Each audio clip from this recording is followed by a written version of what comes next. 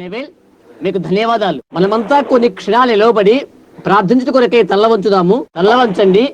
ఏదైనా ప్రత్యేకమైన విజ్ఞప్తి ఉన్నట్లయితే మీ చేతులు పైకెత్తడం ద్వారా మీ విన్నపము తెలియచేయండి. మీకు అవసరమే దాని మీదనే మీ హృదయాన్ని కేంద్రీకరించి పరలోకపు తండ్రిని దాన్ని ప్రసాదించమని కోరండి. పరలోకమున్న మా తండ్రి, ప్రభుని యేసు నామమున మీ దగ్గరికి వస్తున్నాము. ప్రార్థన వల్ల మా కోరికలు మీకు తెలుపగలమని నమ్మి మీ దగ్గరికి వస్తున్నాము. మేము అడిగిన దాన్ని పొందగలమని నమ్మినట్లయితే అది మాకు అనుగ్రహింపబడుతున్నది. ఆ వాగ్దానం ఎంతైనా నమ్మదగినది. ఇన్ని సంవత్సరాలు కూడా పరీక్షించి చూసాము, అది వాస్తవమేనని ఎరిగి ఉన్నాము. ప్రభు యొక్క సభికులుగా మేమంతా ఏకమై మరొక్కసారి తిరిగి కూడుకొనుటకు మీరు అనుగ్రహించిన మా జీవిత పరమావధిని బట్టి ప్రప్రథమంగా మేము మీకు కృతజ్ఞతాస్తుతులు చెల్లిస్తున్నాం. సంఘము కొరకు, సంఘ కాపరి కొరకు మీకు వందనాలు చెల్లించుతున్నాము. దేని కొరకై నిర్మితమై ఉన్నదో, మరి దేని కొరకై నిలబడి ఉన్నదో అది ఆ ఘనమైన సత్యము కొరకు వందనాలు చెల్లించుచున్నాం. నేడు మా ఎడలని కనికరమును చూపమని అడుగుతున్నాము. దైవ సాన్నిధ్యములో ఉన్న ప్రతి వ్యక్తి కొరకు వందనాలు చెల్లించుచున్నాం.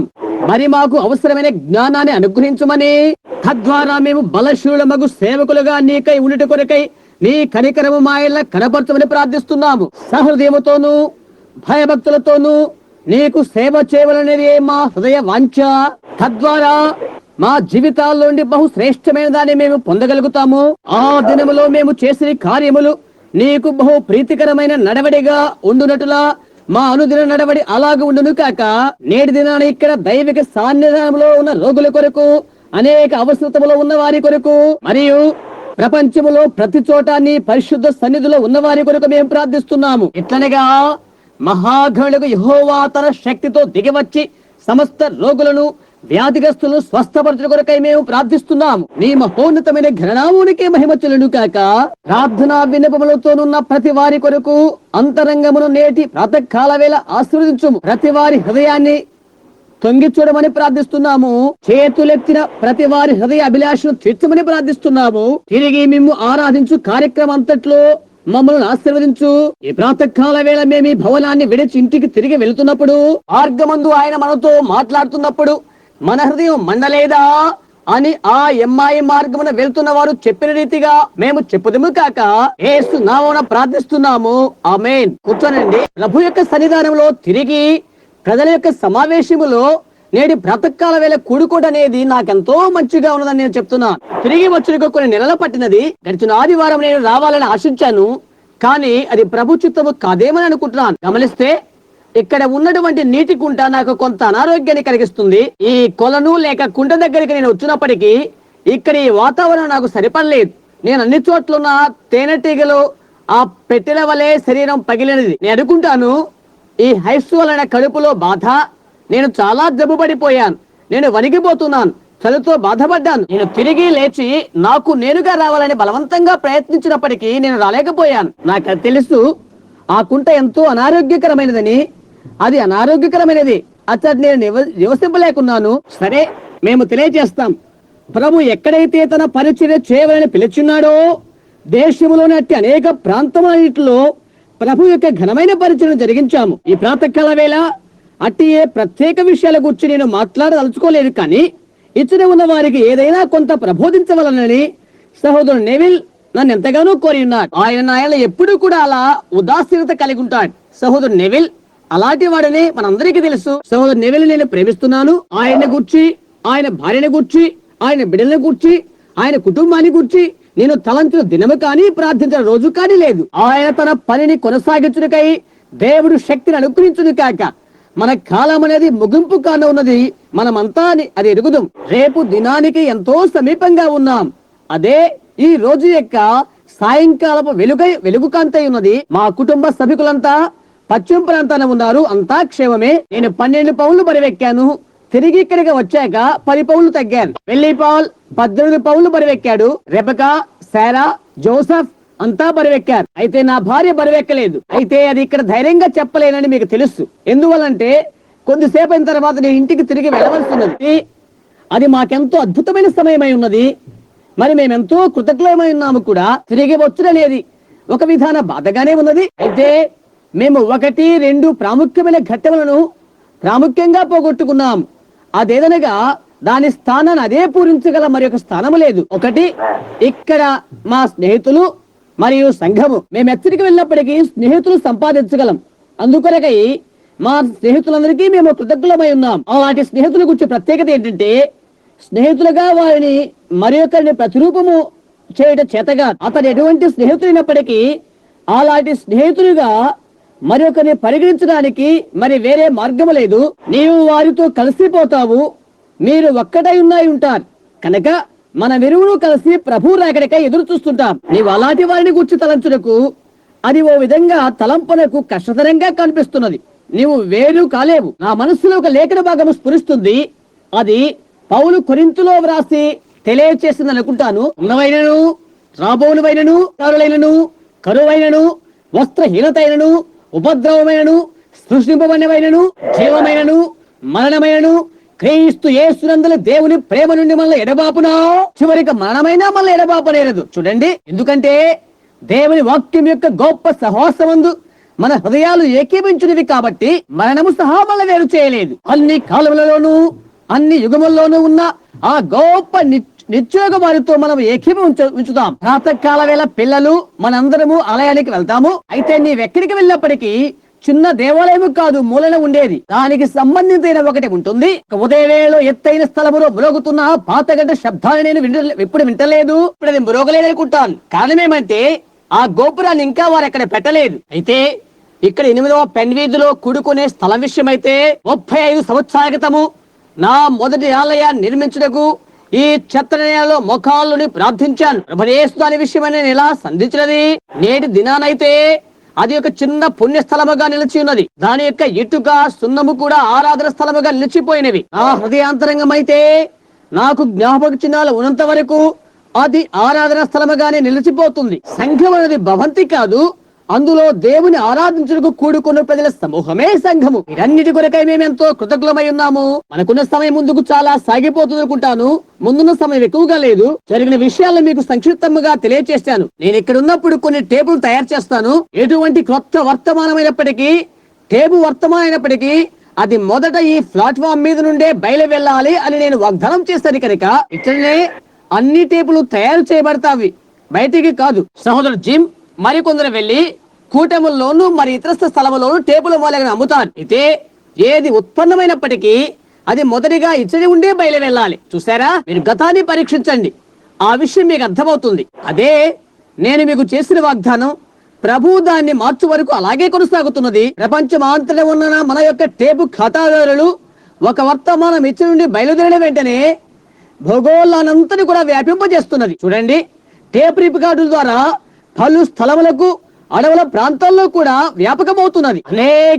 అనేకమైన వివిధ భాషల్లోకి అది అనువదింపబడి అన్యులైన జనాంగముల మధ్యకు చేరుకుంటున్నది. అందుచేత ప్రభు అనువదిస్తే నేను ఉండగానే కొన్ని కొత్త టేబుల్ తయారు చేయగలుగుతాను. ఈ రాత్రిలో పాస్టర్ గారి హృదయంలో ఏదో యొక్క మంటలాడిది లేనట్లయితే పర్వాలేదు. ఈ రాత్రిలో ఒక టేబుల్ తయారు చేయటకు నేను ఆశిస్తున్నాను. సరే, రేపు గాని లేక మంగళవారం ఉదయం కానీ అర్కన్సాస్కు నేను బయలుదేరుతున్నాను. బహుశా ఇంటర్నేషనల్ బ్రదర్హుడ్ ఆఫ్ క్రిస్టియన్స్ కు సహకారం ఇచ్చుటకు వెళ్తున్నాను. సరిగా దానిని నేను సంభాషించలేకుంటాను.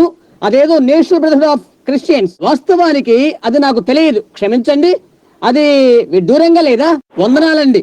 Associated brotherhood of Christians. ఆదివారముల కొని నేను అసలు ఉండవలసిన్నది. అయితే ఆలయంలోని ఆరాధన కొరకై నేను అసలు ఉండిపోయాను. ఆ తర్వాత శుక్రవారముకు తిరుగు ప్రయాణం అవుతాను. అవునండి, శుక్రవారముకు వారి సభ సమాప్తం అవుతుంది. శనివారం సాయంకాలిక మళ్ళీ వచ్చిన ప్రయత్నం చేస్తాను. ఇక్కడ ఆదివారం ఉదయానికి ఉండే కొరకై నేను ఇంకొక టేపు తయారు చేస్తాను. వెళ్లేక ముందు కొన్ని టేపులు, మరికొన్ని టేపులు తయారు చేస్తాను. తర్వాత లూసియానాలోని బాటన్లో కన్వెన్షన్ కొరకు నేను ఎంతో ఆతృత పడుతున్నాను. ఆ పిదప తిరిగి వచ్చి ఎలాగైనా సరే అంకో రోజుకు వెళ్ళవలసినది. గమనించండి, ఫైర్ బాక్స్ నుండి అంకో రోజుకి క్రిస్టియన్ ఫుల్ గాస్పల్ వారి అధ్యాయుల కొరకై ఆ తర్వాత తిరిగి వస్తాను. ప్రభు చిత్తమైతే జూలై ఆఖరి వారంలో చికాగోకు వెళ్ళవలసి ఉన్నది. ఆ తర్వాత ఆరిజానాలో పిల్లలను బడిలో చేర్చిన కొరకై నేను త్వరపడవలసి ఉంటుంది. ఎందుచేతంటే చార్లీ, నేను ఆగస్టు 15 కల్లా ఇచ్చిన ఉండవలసి ఉంటుంది. ప్రభు చిత్తమైతే ఆ సమయానికి నేను తిరిగి కెంటుకీ రాష్ట్రానికి తిరిగి రావాల్సి ఉంటుంది. ప్రతి ఒక్కరూ నవ్వుతారు. బహుశా కొత్తగా వచ్చిన వారికి విషయం అది అర్థం కాకపోవచ్చు. ప్లాట్ఫామ్ మీద అది అంత అసభ్యతగా ఉంటుంది. గ్రహిస్తారనుకుంటున్నాను. అది ఉడతల వచ్చే ఋతువు. అది చూడండి, నేను మా కాక్స్ దాని కనుక అపేక్షిస్తున్నాం. ఆ సమయం నాకు సెలవులు గనుక నేను అనుకుంటాను, బిలీవ్ రాసి ఇచ్చిన చిన్న నోట్స్ నా దగ్గర ఉన్నది. వాటిలో ఒకటి ఇలా ఉన్నది: డాడీ, 2 పిల్లలను మీరు ప్రతిష్ఠ చేస్తారో లేదో సహోదరుడు నెవిల్ అడగమన్నారు. అలాగే, అది చాలా మంచిది. అవును, మనకి ఇప్పుడు ప్రతిష్ఠిత ఆరాధన కూడా ఉన్నది. అతడు కూడా అది కూడా మనం జరిగించుకుందాం. ఆ తర్వాత 45 నిమిషాల పాఠ్యాంశం మనకున్నది, లేక జరిగిన విషయాల గురించి సంక్షిప్తంగా అంశాలు అలాంటివి ఉంటున్నవి. అనేక స్థలాలను, సంఘాలను నేను సందర్శిస్తున్నప్పుడు ఇది బహిరంగమైన ఆలయం. అది ఎన్నడూ కూడా సంఘ శాఖ కాదు. అది ఎన్నడూ కూడా అలా జరగకుండా దేవుడు కనికరించును కాక. ఎందుచేతనగా శాస్త్రము కాక ప్రేమకు, మతమునకు కాక క్రీస్తుకు, పుస్తకమునకు కాక బైబిల్ గ్రంథమునకే ఈ స్థలం ఉండాలన్న అపేక్ష. ఆ తర్వాత మాకు సభ్యత్వం అవసరం లేదు, కానీ ఒకరితో ఒకరు సహవాసం, అన్ని సంఘ శాఖల ప్రజలతో సహవాసము కావాలి. ప్రతి ఒక్కరికి ఆహ్వానమే. ప్రతి ఒక్కరూ ఆహ్వానించబడే దేవుని వాక్యముతో మాకు సహవాసము కావాలి. సిద్ధాంతమేదనగా ప్రభుని యేసునే ప్రేమిస్తాం. విద్యార్థికులతో కూడే గుంపు కాదు మాది. కేవలం బైబిల్ చదవగలిగి అది చెప్పబడిన దానికి మరి యొక్క అనువాదము క్రోడీకరించకుండా ఉన్నట్టి సాధారణమైన ప్రజలమే మేము, అంతే. ఒక దినమున దేవుడు బైబిల్ ద్వారానే లోకానికి తీర్పు తీర్చుదాడని మేము నమ్ముతాము. ఆయన లోకములకు తీర్పు తీర్చబోతున్నాడు. అలాంటి ప్రమాణాన్ని బట్టి తీర్పు తీర్చకపోయినట్లయితే ఏది ఏమైనది ప్రజలు ఎలాగ తెలుసుకోగలరు? చూడండి, ఆయన దేవుడు. దేవునికి నీవు అవినీతిని ముడివేయలేవు. ప్రజలను తీర్పు తీర్చుట కొరకై దేవునికి ఒక కొల ప్రమాణం అనేది ఉన్నది. అందుచేత దానిని రోమన్ కథోలిక్ సంఘం వలన తీర్పు తీర్చి ఉన్నట్లయితే గ్రీకు సంఘము, ఆర్థోడాక్స్, కేథోలిక్ అలాంటివి అయినవి లోకములో ఇతరమైనవి తప్పక నశించిపోతాయి. ఆయన గ్రీక్ ఆర్థోడాక్స్ కేథోలిక్ సంఘం వల్ల తీర్పు తీర్చినట్లయితే రోమన్ సంఘం ద్వారా కాదు. అలాంటప్పుడు మిగతావన్నీ రోమన్ సంఘము మిగతావన్నీ నశించినట్లే. ఆయన లోకముల లూథరన్ సంఘం ద్వారా తీర్పు తీర్చినట్లయితే ప్రెస్బిటేరియన్లంతా నశించిపోయినట్లే. ఆయన ప్రెస్బిటేరియన్ల బట్టి లోకములకు తీర్పు తీర్చినట్లయితే లూథరన్లు, బాప్టిస్టులు నశించిపోతారు. గమనించు, ఆయన పెంతెకోస్తు వారి ద్వారా తీర్పు తీర్చినట్లయితే పెంతెకోస్తు వారు తప్ప అంతా నశించిపోతారు. ఆయన ఏ యొక్క సంఘము ద్వారా తీర్పు తీర్చడు. నా అభిప్రాయాన్ని బట్టి అనేకమైన వ్యత్యాసాలు, గందరగోళాలు ఉన్నవి. అయితే ఆయన దానికి తీర్పు తీరుస్తాడు. బైబిల్ ఇలా తెలియజేస్తుంది: యేసుక్రీస్తు ద్వారా ఆయన లోకములకు తీర్పు తీర్చును అని. అది లేఖనానుసారమైన విషయమే. బైబిల్ ఇలా తెలియజేస్తున్నది: ఆదియందు వాక్యము ఉండెను, వాక్యము దేవుని యొద్ద ఉండెను, వాక్యము దేవుడై ఉండెను, ఆ వాక్యము శరీరధారై మన మధ్య వసించెను. అదే నిన్న నేడు యుగములు ఏకరీతిగా ఉండేను. అందువలన ఆయన వాక్యమై ఉన్నాడు. అక్షర రూపమునున్న క్రీస్తు ఆయనే. కథోలిక్కులు అపోకలిప్స్ లోను, ప్రొటెస్టాంటులకు ప్రకటన గ్రంథములోను 22వ అధ్యాయంతో ముగించబడి ఉన్నది. యేసు తనుగా ఇలా చెప్పాడు: ఈ గ్రంథములోని ఏ ఒక్క మాటనైనా ఎవడైనా తీసివేసిన ఎడలా, లేక దాన్ని ఏదైనా కలిపిన ఎడలా, అలాంటి వారికి జీవ గ్రంథములోని వాని పేరు తొలగించబడను. అందువలన నమ్ముడుకు అదే హేతువై ఉన్నది. ఉన్నదాన్ని ఉన్నట్టుగా ఉండనిచ్చుట. ఆయన ఇక్కడ వ్రాయబడిన విషయాలు ఏమీ చేయడు, అది మాకు తెలుసు. అయితే ఆయన వ్రాసిన దానిని అలాగే ఉంచిన అది ఎంతో మంచిది. సరే, చిన్న బిడ్డలు ప్రతిష్ఠించే విషయం.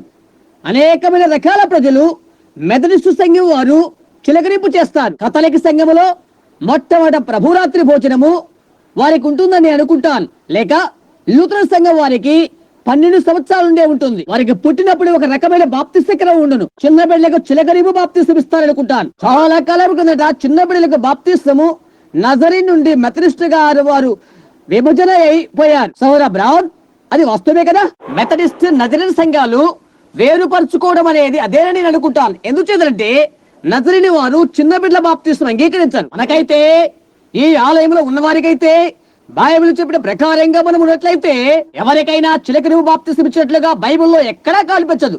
పసిబిడ్డకైనా లేక ఒక బాలుడికైనా బాప్తిస్మం ఇచ్చినట్లుగా బైబిల్లో కనబడదు. బిడ్డల గురించి బైబిల్లో ఉన్న స్థలం ఒకటి ఏదనగా, పసిబిడ్డలను యేసు వద్దకు తీసుకొచ్చారు. ఎందుకనగా ఆయన వారి మీద చేతులుంచి ఆ బిడ్డలను ఆశీర్వదించిన కొరకు. చిన్న బిడ్డలను ఆటంకపరచక నా వద్దకు రానివ్వడి, ఇలాంటి వారిదే పరలోక రాజ్యం ఆయన చెప్పాడు. అందుచేత పాస్టర్ గారు కానీ, నేను కానీ, లేక మరొక పాస్టర్ గారు కానివ్వండి, ప్రభు అయిన యేసు చేతులు స్వీకరించుటకు మేము భాగ్యులమైన వారమే. ఏ ఉదయ వేళలో ఆయన మన మధ్య ఉన్నాడు కాబట్టి ఈ తల్లిదండ్రులు ఆ బిడ్డను క్రీస్తు వద్దకు తీసుకుని వచ్చారు. అందుకొరకై ఆయన ప్రతినిధులుగా మేము ఇక్కడ ఉన్నాము కాబట్టి బిడ్డలను మా యొద్దకు తీసుకుని వచ్చారు. ఆయన మహోన్నతమైన వాక్యము, ఆయన ఉన్నతమైన కార్యము, దాని యొక్క జ్ఞాపకార్థ ఉత్సవముగా మా చేతుల వారిపైన ఉంచి ప్రభుకు ప్రతిష్ఠ చేస్తున్నాం. కనుక అలాగుని ఈ చిన్న బిడ్డలను మేము ప్రతిష్ఠ చేస్తున్నాం. ఇక్కడ ఇంకొక తల్లి కూడా ఉన్నారు.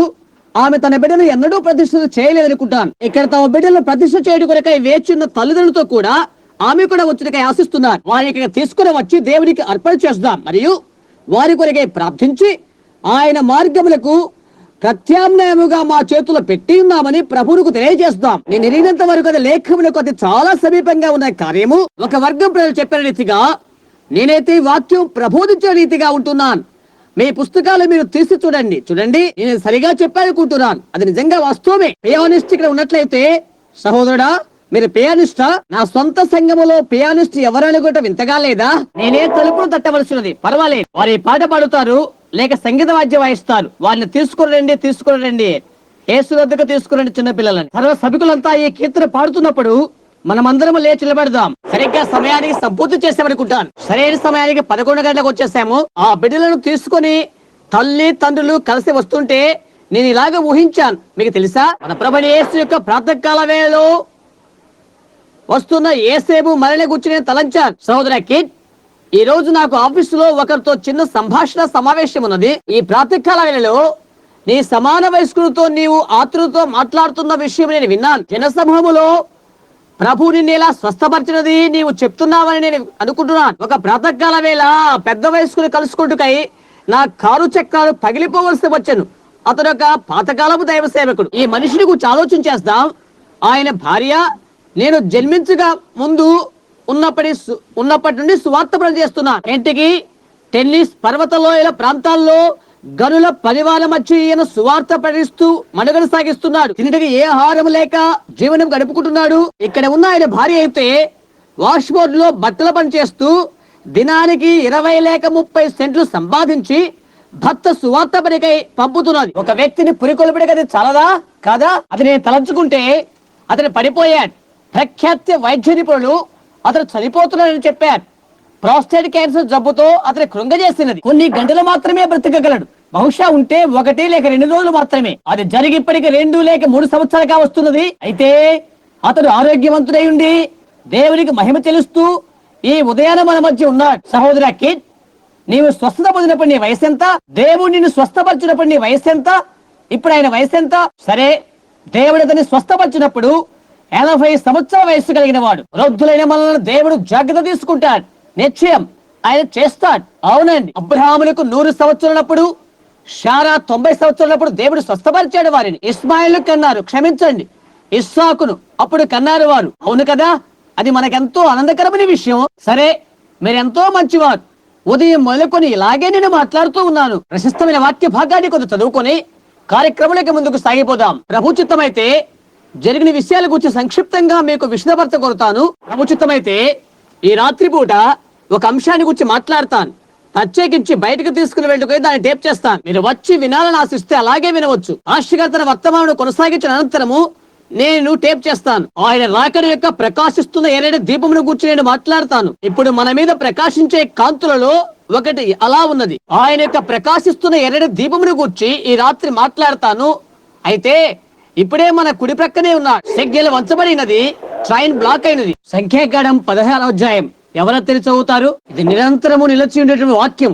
అందువలన భయభక్తులు కలిగి చదువుకుందాం. నేను చెప్పబోయే దానికి పరిచర్య వాక్యముగా సంఖ్యాకాండం 16వ అధ్యాయము 3-4 వచనాలు చదువు కోరుతాను. సరే, ఇప్పుడు టేపులు ఆరంభించకపోతే అది ఇప్పుడు త్రిప్పి ఆరంభించండి, లేకపోతే బాగుగా బిగించండి. ఎందువల్లంటే ఈ భాగం అనేకులకు అందజేయగలిగినందుకు వినియోగపడుతుంది. ఇది బయటకు పంపబడుతుంది. చేయగలిగితే మిగతా కార్యక్రమం అంతటికి ఈ భాగానికి వేరుగా ఉన్నట్లుగా ఇది బిగించగలిగారా? చూడండి, ఇది కొత్త విషయం. ఇప్పుడే ఇక్కడే నిలుపు చేయగలిగితే మీరేం చేసినప్పటికీ చాలు. సరే, అలాగొచ్చాయి. 1 సెకండ్ అలా ఒత్తుతారా? ఆ తర్వాత కొద్దిగా వెనుక త్రిప్పండి. అప్పుడు ఎక్కడి నుండి ప్రారంభించాలో అర్థమవుతుంది. అక్కడి నుండి ఆరంభించగలరా? ఎట్లున్నా ఆరంభించండి. సరే, బాగుంది. మనం ఇప్పుడు సంఖ్యాకాండము 16వ అధ్యాయము 3, 4 వచనాలు చదవబోతున్నాం. మోషే అహరోనులకు విరోధముగా పొగుపడి, మీతో మాకిక పని లేదు, ఈ సర్వ సమాజంలోని ప్రతివాడు పరిశుద్ధుడే, యెహోవా వారి మధ్య ఉన్నాడు, యెహోవా సంఘం మీద మిమ్మును మీరెలా హెచ్చించుకొనుచున్నారు అనగా, మోషే ఆ మాట విని సాగిలపడెను. పరలోకమందున్న మా తండ్రి, ఈ కొద్ది మాటలను ఆశీర్వదించుము. మా నోటి మాటలు, మా హృదయ ధ్యానము నీ దృష్టికి అంగీకారమగును కాక. యేసు నామమున ప్రార్థిస్తున్నాం, ఆమేన్. దీనిని నేను పాఠ్యభాగంగా తీసుకొనుచున్నాను. దీనిని నేను ఖాళీ స్థలము యొద్ద నిలబడుట అని పిలవాలని అపేక్షిస్తున్నాను. మనం మాట్లాడుకుంటున్న లేక మనం చదివినది బహుశా దీని యొక్క సమయ సందర్భము మనం అందరం గ్రహించగలం. అదేదనగా దాతాను కోరహుల యొక్క తీర్మానమే ఇది. మోషేకు దేవుడు దగ్గరించిన గొప్ప ఆజ్ఞలో వారు జోక్యం చేసుకుంటున్నారు. ఇలా అన్నారు, నీవు అది చెయ్యి, ఇది చెయ్యి అని సర్వ సమాజం మొత్తాన్ని నువ్వు పెత్తనం చేస్తున్నావే. వారంతా పరిశుద్ధులు. ప్రజలను వాగ్దాన భూమికి నడిపించుట కొరకై మోషేకు దేవుడు ఆజ్ఞించున్నాడు. అయితే వారేమంటున్నారంటే, మీరు చాలా చేయమని నీకు నీవుగా చెప్తున్నావే అని అంటున్నారు. ఈ గుంపంతట్లో కూడా నీవు అక్కడే ఉన్నట్లుగా ఎవరు అలా చెప్పలేరా?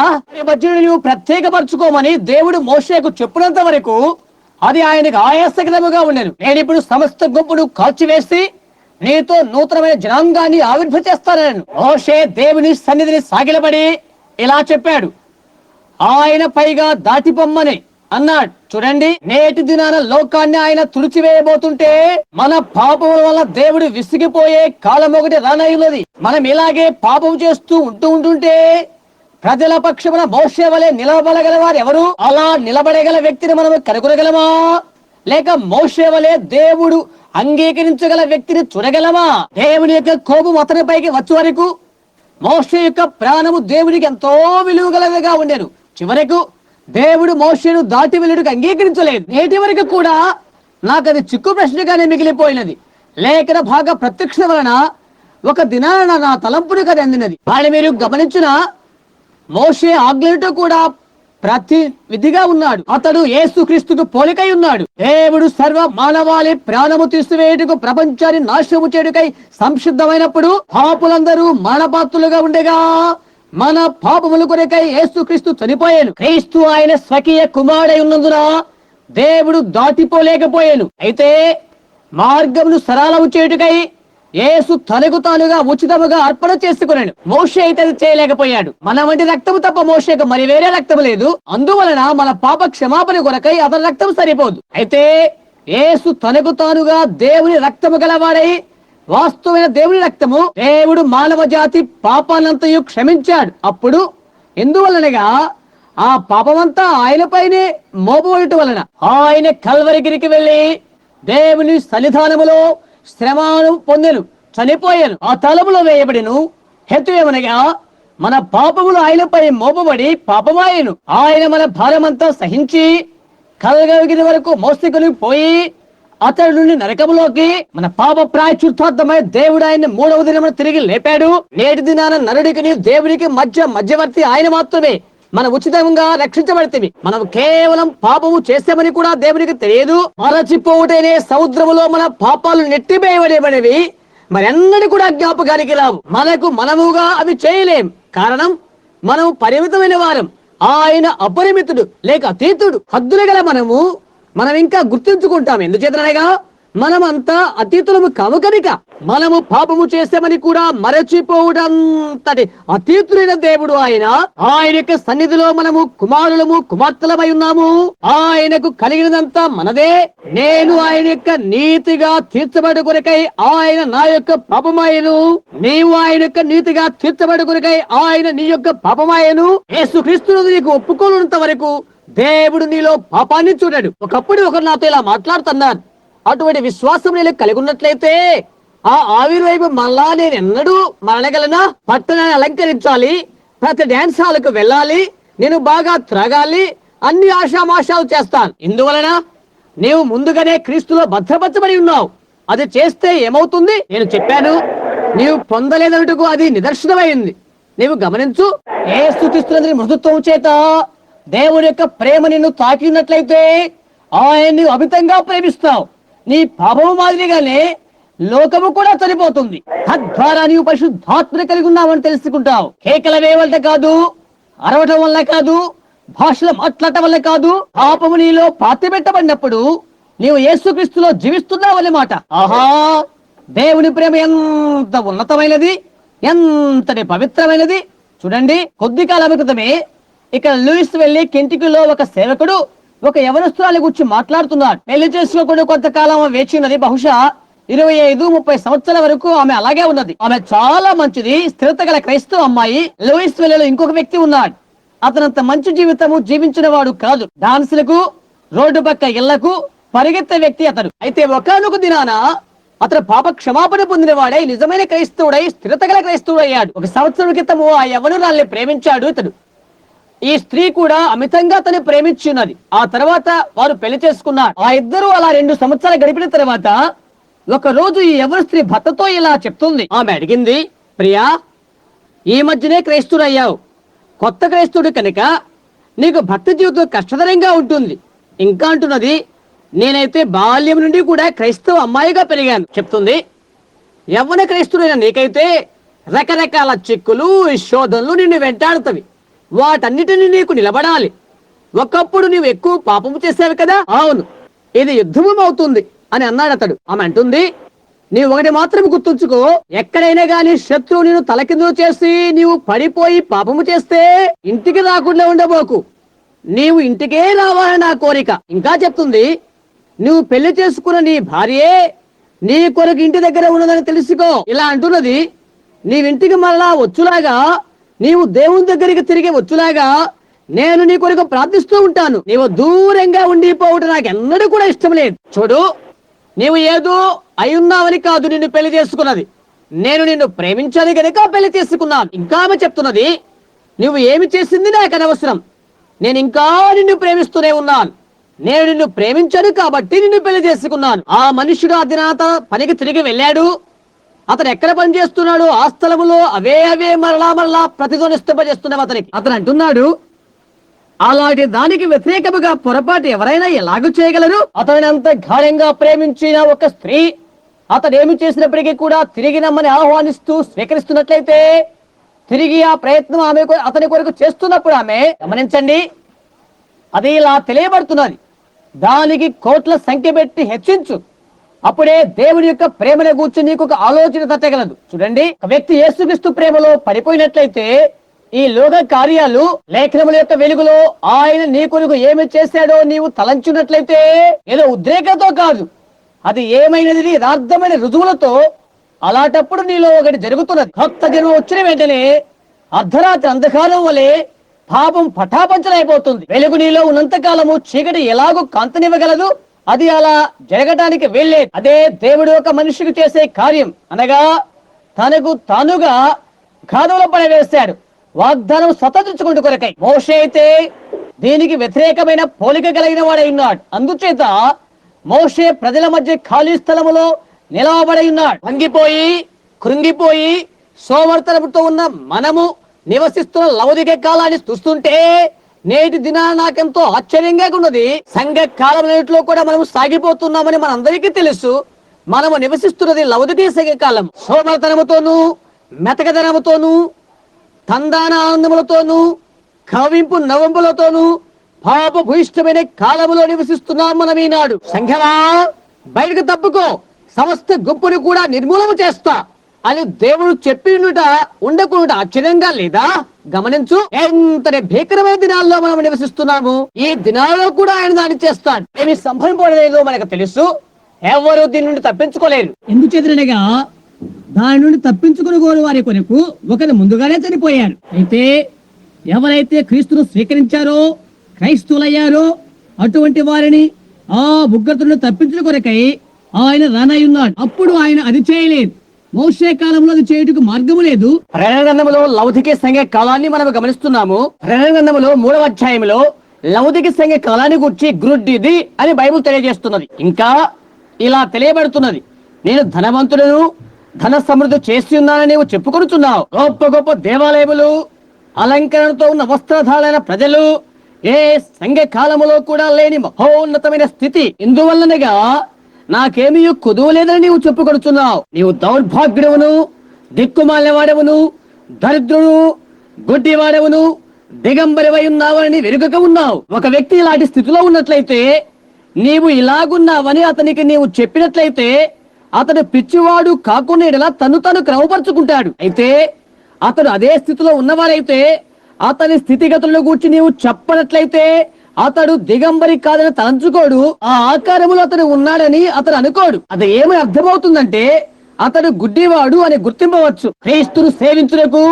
ఎవరు తిరస్కరిస్తారో అట్టి వారి నేత్రమునకు ఈ యుగ సంబంధమైన దేవత గుడ్డితనము కలుగు చేసి ఉన్నది. మనము నివసిస్తున్న కాలం యొక్క గురుతులను గుర్తించలేనంతగా వారు గుడ్డివారై ఉన్నారు. మనము నివసిస్తున్న కాలము సమయమును గుర్తించలేనంతగా వారు గుడ్డివారై ఉన్నారు. గుర్తించండి, ఆ ఖాళీ స్థలములో ఒకరు ముందుగానే నిలుచుని ఉన్నారు, ఇంకెవరూ నిలబడలేరు. నీవు ఆ పరిహారాన్ని అంగీకరించాలి, లేనట్లయితే నీవు నశించైనా పోవాలి. సులభముగా గ్రాహ్యముడు కొరకై నేను చెప్పుతున్నది ఏమిటంటే, నాకు నేనుగా బోధించుకుంటున్నాను. కొండ మీద ఉన్న బండ మీద ఒక గుడ్డివాడు బాహ్యముగా గుడ్డివాడు నడుస్తున్నప్పుడు చూచి ఊరుకుండగలమా? ఈ ప్రాతకాల వేళ ఉన్నటువంటి మంచి బుద్ధి గలవారమై అలాగే చూస్తూ ఉండగలమా? కొండ పైన బండ మీద నడుస్తున్న ఒక గుడ్డివాడిని చూచి అతన్ని గద్దించకుండా ఊరకనే ఉండగలమా? అదెంతో క్రూరత్వంతో కూడిన తత్వమై ఉంటుంది. అటువంటి అప్పుడు మన హృదయంలో ఎంతో వ్యత్యాస భావం కలిగిన వారం అవుతాం. ఊహించండి, తనకు తానుగా చూడలేక తనకు తానుగా నిస్సహాయ స్థితిలో ఉన్న ఒక అతనిని నిర్లక్ష్యంగా ఒక ఎత్తైన రాతి మీద నడుస్తున్నప్పుడు అట్టి గుడ్డివాడిని చూచి పట్టి పట్టినట్టుండి పక్కపక్క నవ్వే తత్వాన్ని ఊహించండి. దాని గురించి బాధ్యత వహించకపోతే అదెంతో ఘోరమైన విషయమై ఉంటుంది. అవును, ప్రపంచమంతటా ఉన్న సహోదరులారా, నేను ఈ ఒప్పుకోలు తెలియజేస్తాను, విధేయతతో తెలియజేస్తున్నాను. నేనేమి చేస్తున్నప్పుడు అది నిశ్చయించుకుంటున్నాను. సంవత్సరం తరబడి నేను ప్రసంగిస్తున్నాను. నేను వృద్ధుడైన కూడా వృద్ధుడైన అనుభవశాలైన బౌద్ధకుడు. నేను కఠినమైన యుద్ధములు నేను దాటి వచ్చాను. బహుశా గాయపడ్డాను. యుద్ధముల వల్ల లోపలంతటా గాయాలే కారణమేదనిగా నా వంతు ఏదంటే, ప్రభువు నాకు అనుగ్రహించినది పసిపిల్లలను ముద్దు పెట్టుకోవడానికి కాదు, యవనస్తులను పెళ్లి చేసుకోవడానికి కాదు, లేక వృద్ధులను పాతి పెట్టడానికి కాదు, కానీ యుద్ధ భూమిలో ముందుండి రెండంచులు గల ఖడ్గమును పట్టుకోవటమే నా విధి. దయ్యముల ఆచారములు అన్యాచారముల మొదలుగా వాని యుక్తులను ఛేదించుటకై మరియు అంధకార సంబంధముగా అధికారులతో శత్రువు ఓటమి చూచు వరకు దేవుని యొక్క వాక్యముతో పోరాడవలసి ఉన్నది. అనేక సార్లు లోతైన గాయాలు నాకు తగిలినవి.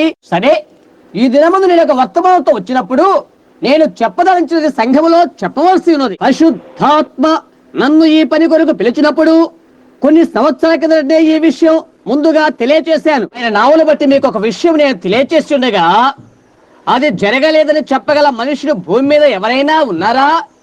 చెప్పిన రీతిగా జరిగి ఉన్నది. ఆయన మొదటిగా నన్ను ఇలా బయటికి పంపినది మొదటి వరము, ఆ తర్వాత రెండవ వరము. చెప్పిన విషయాలు జరిగిన సంగతులు అక్షరార్థముగా ప్రపంచమంతటా మిలియన్ల ప్రజలు క్రీస్తు వద్దకు వచ్చారు. వేల కొద్ది బోధకులు ఉత్తేజపడ్డారు.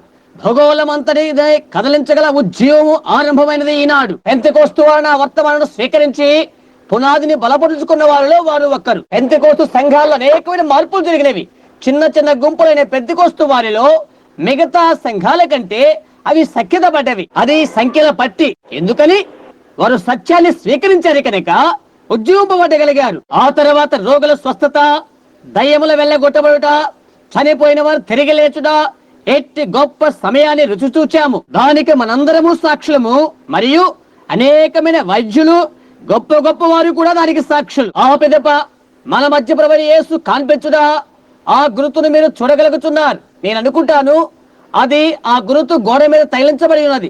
ఎక్కడ ఉన్నప్పటికీ ఆయన ప్రభు యొక్క దూతే ఉన్నారు. దానిని ఏ విధంగా శాస్త్రవేత్తలు నిర్ధారించి పరీక్షించినది, అది లోకమంతటా ఎరిగిన యథార్థతే. చూడండి, ఆయన చేసిన కార్యములలో ప్రతిసారి అవే జరుగుతున్నవి. మోషే దినాలలో అరణ్య త్రోవలో మేఘస్తంభము ఇశ్రాయేలుని వెంబడించెను.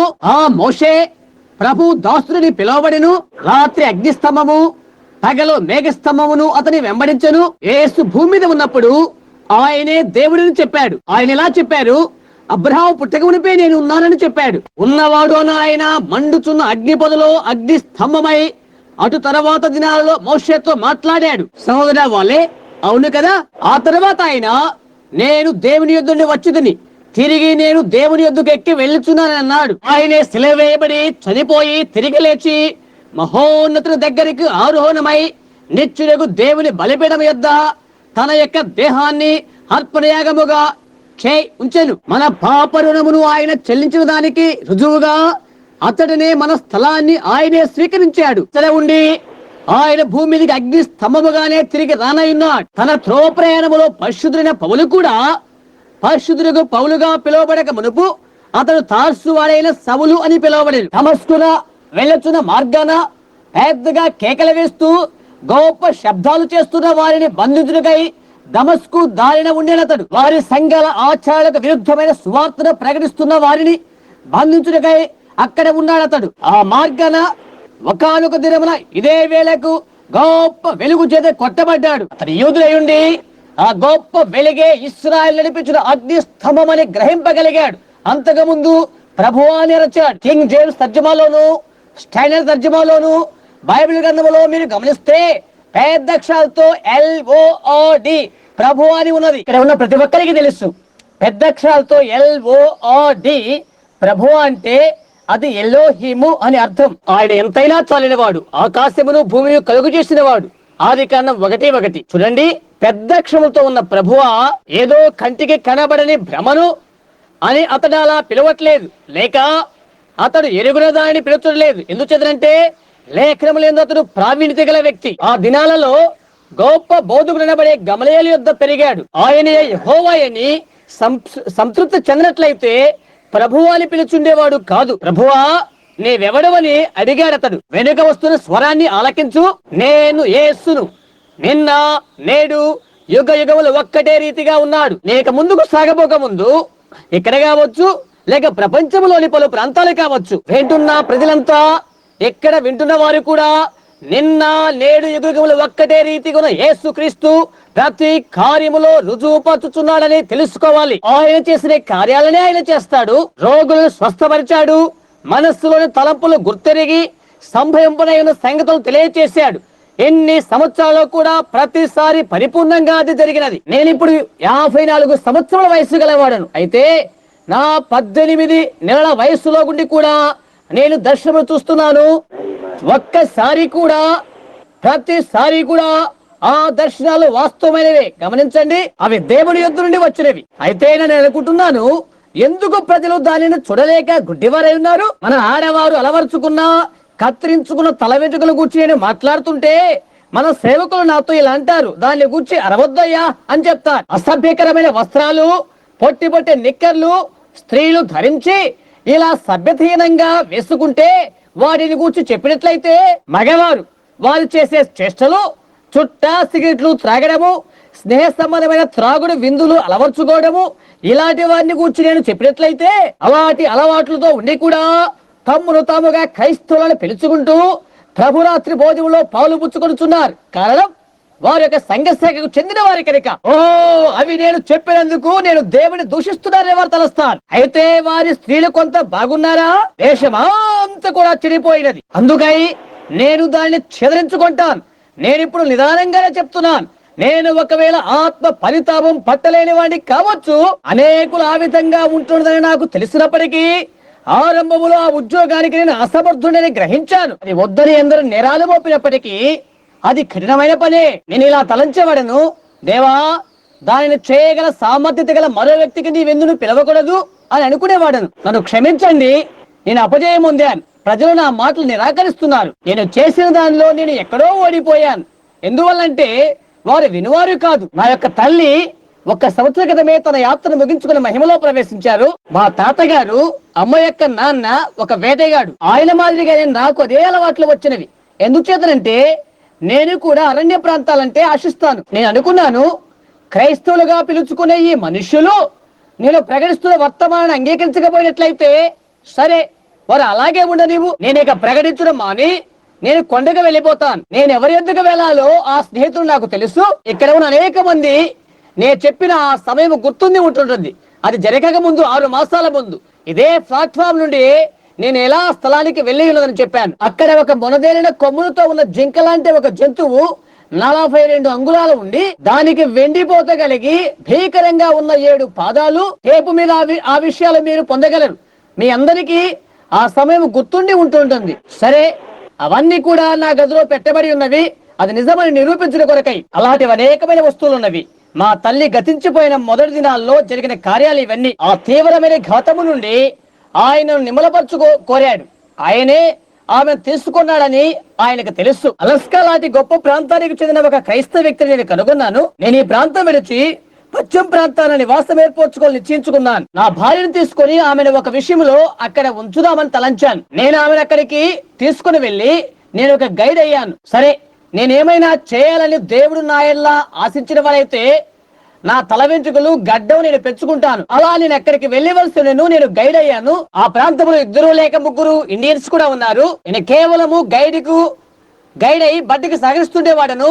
ఏదైనా ప్రభువు నన్ను చేయమని కోరితే అలాగే ప్రభువా అని చెప్పేవాడను. ఆయన నాకు ఒక దర్శనం ఇచ్చాడు.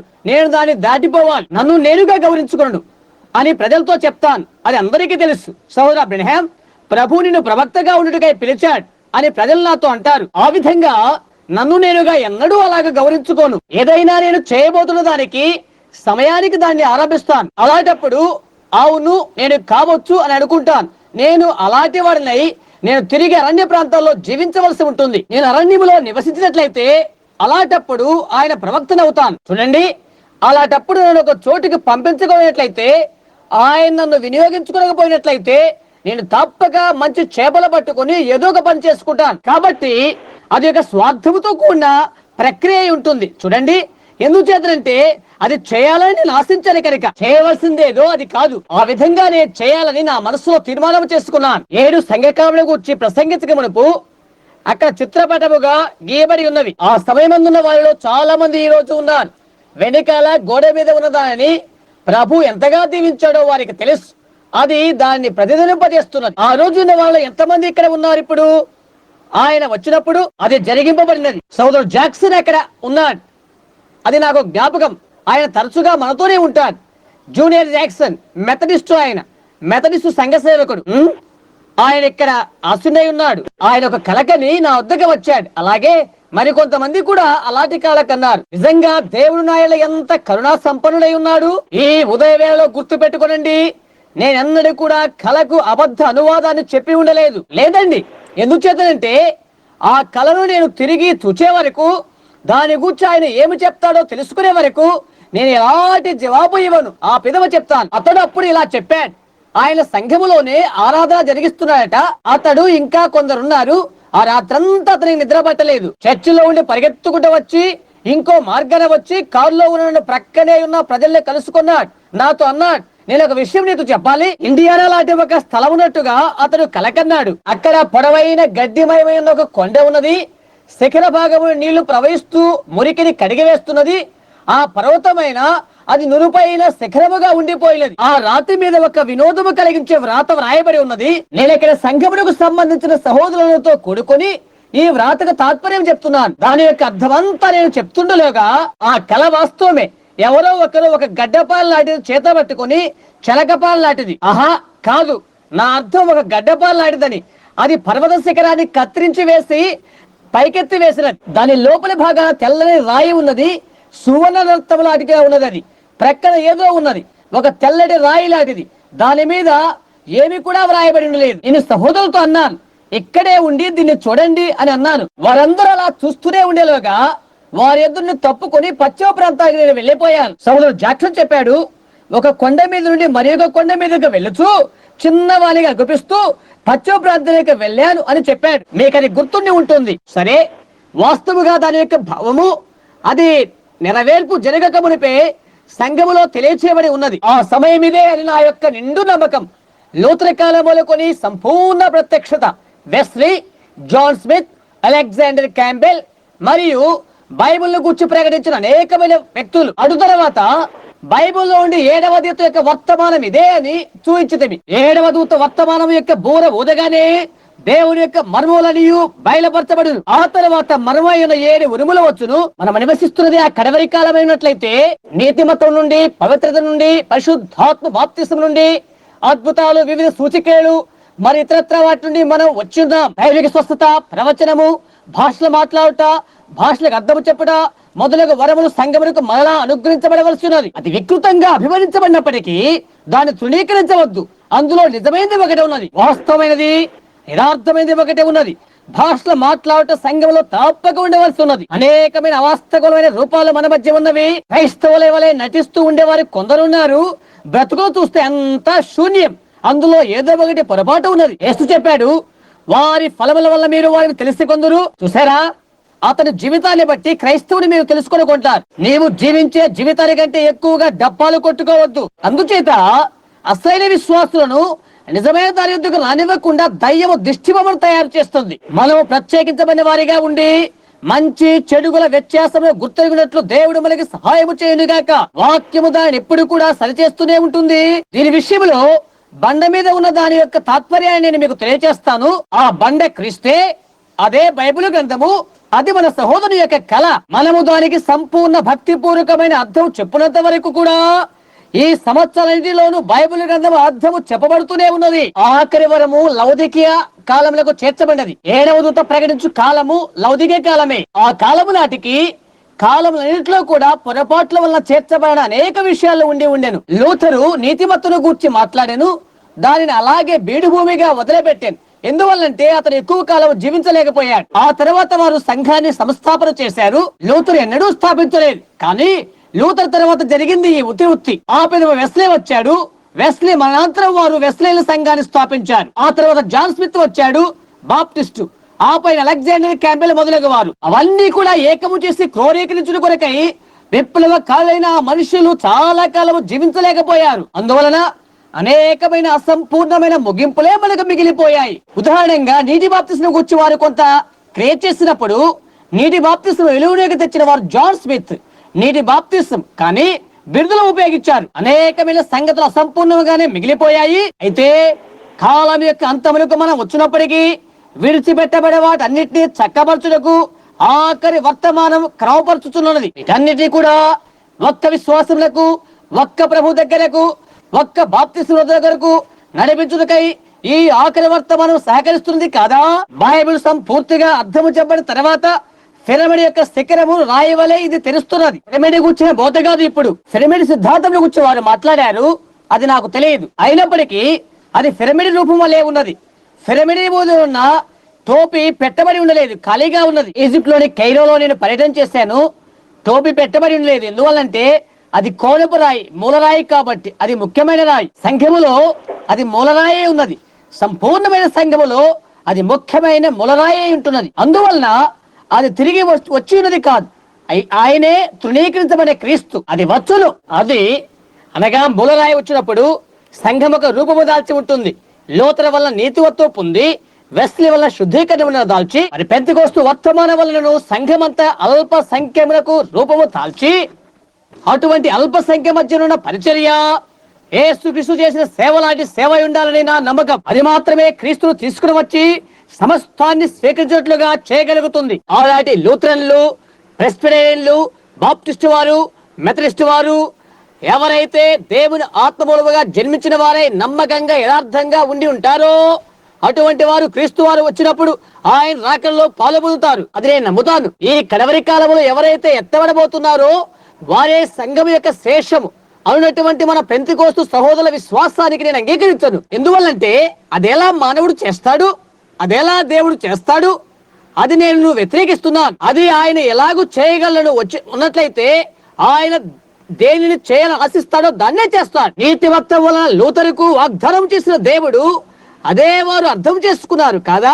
సంఘమును స్వీకరిస్తానని లేక తీసుకుని వెళ్తానని ఆయన వాగ్దానం చేశాడు. లేఖన భాగములు ఆధారం చేసుకుని దేవుని కృప వలన నేనేది నమ్ముతాను. ఎందుచేతనంటే మొదటి జామున రాలేదు ఆయన, అంతలో వారు నిద్రపోయారు. రెండవ జామున ఆయన ఇంకా ముందుకు 7వ జామున ఆయన వస్తారు.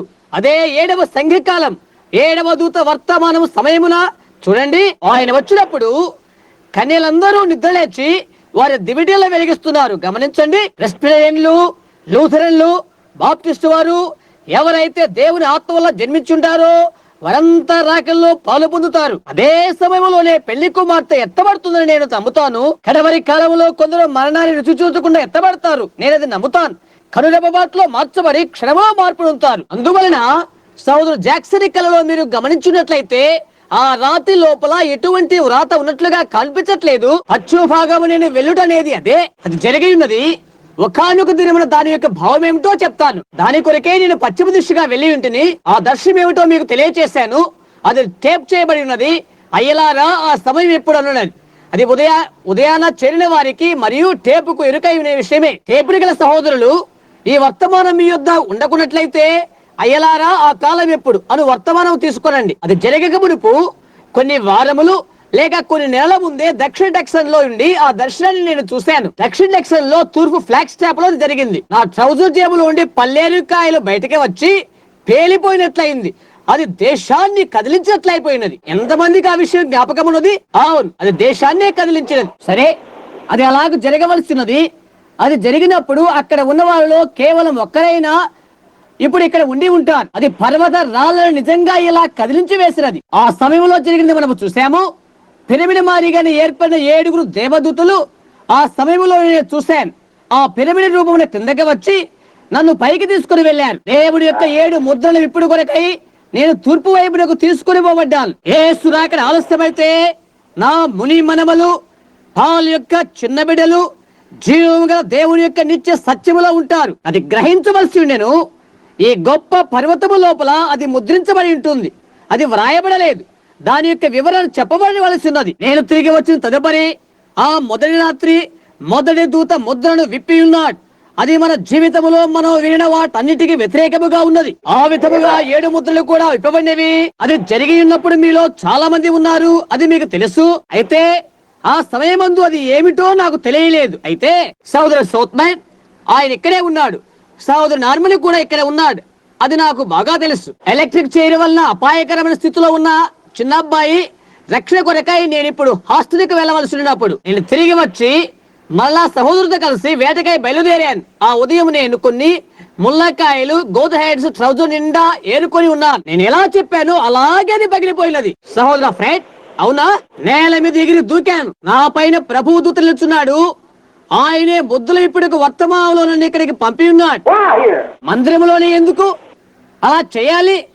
ఇక్కడ అవి ఎందుకు ఇప్పాలి? అక్కడ ఎందుకు వాటిని విప్పకూడదు? ఏ కొత్త వర్తమానం వచ్చినప్పటికీ ఈ మందిరంలోనే తెలుపబడుతుందని, ఇక్కడ రికార్డు చేయబడని నేను దేవునికి నా సంఘానికి వాగ్దానము చేశాను. నా మాట నేను నిలబెట్టుకోడు కొరకై ఆయన నన్ను ఇక్కడికి తిరిగి పంపి ఉండేను కనుక వెంటనే నేను తిరిగి వచ్చాను. దాని కూర్చున్న పటములు తీసుకుంటున్నప్పుడు అప్పుడు అది నాకు తెలియదని అది శాస్త్రజ్ఞులకు తెలుసు. ఆ కాలం వర్తమానము తీసుకుని వచ్చునకై దేవదూతులు ఆకాశమును దిగి వచ్చారు. దూతల సమూహములకు కుడివైపున ఉన్న ఒకరు, ఆయన గుండె భాగము, ఆయన రెక్కలు వెనుకకు ఉన్నట్లుగా ఒక విధంగా ఉన్నది. నేను చెప్పినది మీకు గుర్తుందా? నేను ఎంతగానో దాన్ని గమనించాను.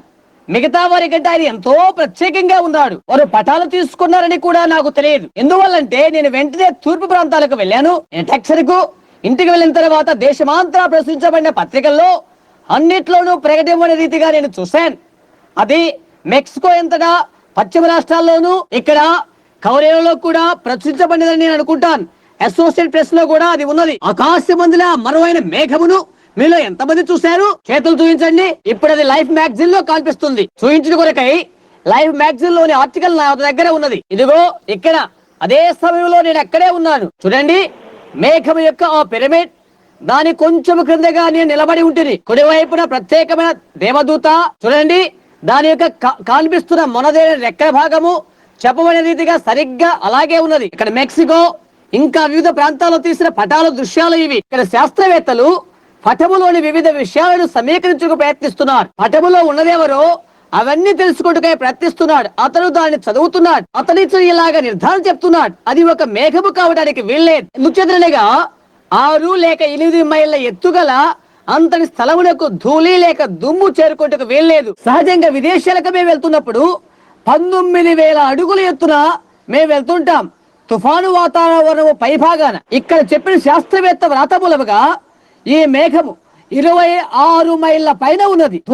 ధూళికి పైగా కొన్ని మైళ్ళ దూరం ఇది ఉన్నది. ఆ ప్రాంతాన్ని పరీక్షించినారని అతను చెప్పాడు. నీకు నాకు తెలుసు, విమానంలోనున్న ధ్వనింపచేసే ధ్వని ఉన్నట్లుగా శబ్దం వచ్చినది అని చెప్పాను. ఎంతమంది గది జ్ఞాపకం ఉన్నది? ఆ జిల్లా ప్రాంతంలో అక్కడెక్కడా విమానం లేదు. పుస్తకము ఇది అవునని చెప్తుంది. దాన్ని సదవగాహనంగా పరీక్ష చేశారు. అక్కడెక్కడా అటువంటి విమానాలు లేనే లేవు. పైగా విమానం వెనకాల ఉండే పొగ, విడుచుతున్న గాలి, ధూళి మాత్రమే ఒక జెట్ వలె దాని భాగము ద్వారా అది లాగేస్తున్నది. అది లాగే కొలది ఆ ధూళి గాలిలో వదులుతున్నది. జెట్ ఉన్నంత వరకు దాన్ని వదిలిపెట్టబడదు. ఎందుచేతనగా దానికి అంటుకొని ఉండును, కానీ అదే ముందుకు నెట్టుకొని పోయేది కనుక ధూమము దాని వెనకాల వెంటాడుతూ పోతుంది. పరిచరైతే కొన్ని మైళ్ళ ఎత్తున ఎటువంటి దుమ్ము ధూళి లేదు, లేక వేరే విమాన యానాల జిల్లాలో లేవు. ఆ రోజు అక్కడ తేమ అలా వేలాడుతూ ఉండటం కూడా వీల్లేదు. 26 మైళ్ళ వెడల్పు, 30 మైళ్ళ వైశాల్యము వ్యాపించి ఉన్నది. గమనించండి, అక్కడ కల్పిస్తున్న పటము అలాగే ఉన్నది. అది అలా కల్పించక ముందు కొన్ని సంవత్సరాల క్రితము నేను మీతో చెప్పినట్లుగా అగ్ని స్తంభం వలె కల్పిస్తున్న ప్రభు యొక్క దూత ఆయన. అది సత్యమని విజ్ఞాన శాస్త్రము గ్రహించినట్లుగా దేవుడు చేశాడు. అయితే ఇక్కడైతే ప్రవచనం ఇవ్వబడి ఉన్నది. సైన్స్ దాని నిజమని తెలుసుకుంటూ చేశాడు. మనం ఇక్కడ నిలకడగా ఉందాము. దీన్ని భద్రం చేస్తాను. ఎందువల్లంటే ఈ ఉదయం కూడిక హాజరైన స్నేహితుల్లో ఒకరిని ఆ 7 ముద్రల గురించి వ్రాయమని అడిగాను. అందుకొరకై దీనిని అతను వినియోగించుకుంటాడు. కాబట్టి ఒక కాపీ కావాలనుకున్నా మీ యొద్ద ఒకటి ఉన్నట్లయితే రెఫరెన్స్ కోసం దాన్ని దాచించుకోనండి. గమనించండి, అదేందో అతను తెలుసుకోవాలని ఎదురు చూస్తున్నాడు. దాని వల్ల ఉపయోగం ఏమి అని చెప్పండి. అతడు నవ్వుతాడు కదా, కేవలం నవ్వుతాడు. అందువలన ముత్యాలను అలా పరవేయకండి. సంఘానికైతే అది అర్థమవుతుంది. అది సత్యమైన దేవునికి తెలుసు. అది ఆ విషయం మనకు తెలుసు. ఆ విషయాన్ని గురించి నేను ప్రార్థిస్తున్నప్పుడు నాకు జరిగిన విషయాన్ని గురించి నేను ఆశ్చర్యపోయాను. నేను ఆ సమయంలో ఎక్కడ ఉన్నానో గుర్తుందా? దక్షిణ టెక్సన్ లో ఫ్లాగ్ స్టెప్ తూర్పు భాగాన కొన్ని నెలలకు ముందు నేను ఆ స్థలములో ఉన్నాను చెప్పాను. అదే నేను ఇక్కడ నిలబడి ఉంటేనే ఇక్కడ పేపర్ ప్రకారంగా ఈ మ్యాగజైన్ కాగితాల్లో ఏమున్నదో అదే విధంగా మన సొంత సాక్ష్యం అదే స్థలంలో జరిగినది. దేవుడు సంపూర్ణుడు, అబద్ధమాడు వాడు కాదు. అది జరిగిపోవును. ఎలారా? అది ఏ సమయం అయి ఉంటుంది? అది టేప్ మీకు గుర్తుండి ఉంటుంది. దాన్ని తిరిగి ఉదహరిస్తాను. గుర్తుంచుకోండి, ఏదో బలీయమైన విషయం జరగబోతున్నది. అందువలన దేశమంతయు సాక్ష్యంగా నిలిచేలా అది చేసి ఉన్నది. అసోసియేట్ ప్రెస్ వారు వారి పత్రికలు, ప్రాముఖ్యమైన మన మ్యాగజైన్ పుస్తకాలు మొదలగునవి ఆయన గురించి సాక్ష్యం ఇచ్చి ఉన్నవి. ఆయనను ఇంకా అనేక స్థలాలకు అది వెళ్ళలేదు. క్రైస్తవులు ఎంతటి ధన్యులు! ఈ చీకటి గడియలో ఈ సంగతి తెలుసుకోవడం అన్నది వైజ్ఞానిక శాస్త్ర ప్రకారంగా ఆశలనేవి లేని తరములో, ఆటం బాంబులు మన కొరకే లేచిన ఈ తరములో అది ఎరగడం అనేది ఎంతటి ధన్యత! అవి ఎంత సమీకరించినా మన సంఘ శాఖలకు నిరీక్షణ లేదు. అవి మృగము యొక్క ముద్ర ద్వారా ఒకటిగా ఏకీభవిస్తున్నవి. ఆ విధంగా మనకున్న ఆశలన్నీ కూడా మన ఆర్థిక సంబంధంగా నిరాశలైపోతవి. మన క్రైస్తవ సహవాసము సంఘ శాఖల మధ్య అలా ఉంటుంది. ఆ విధంగా అది కథోలిక శాఖ వైపు మల్లుకుంటుంది. అదే సంఘములో వడంబికయను క్రూరముఖం యొక్క ముద్ర. ఎవరైతే దేవుని ప్రేమిస్తున్నారో, నిజమైన దాని కొరకు ఎవరు నిరీక్షణ చేస్తున్నారో, బైబిల్ గ్రంథమందు ఏ దేవుడైతే వాగ్దానము చేశాడో ఆయనే మన ముఖాల ముందు దాన్ని పరిచి ఉన్నాడు. సంఘము కానీ, ప్రజలు కానీ, పత్రికలు కానీ ప్రతిదీ కూడా దాన్ని గుర్తింపట్లా చేశారు. ఆయన ఇంకా దేవుడని, ఆయన వాగ్దానం నెరవేర్చువాడని గుర్తు చేశాడు. ఆహా, ఎంతటి ఆనందకరమైన కాలం ఇది! ఆ రోజు ప్రాతకాల వేళ సబీనోకేలో నేను ప్రార్థిస్తూ ఏమి జరుగుతుందని ఆశ్చర్యపడుతుండగా నా చేతులు దేవుడి వైపు చాచి ఆ పర్వతం మీద అలాగే నిలిచి ఉండగా ఆ ఖడ్గము నా చేతుల్లో పెట్టబడినది. దాని చేతిపిడి ముత్యములతో పొదగబడి ఉన్నది.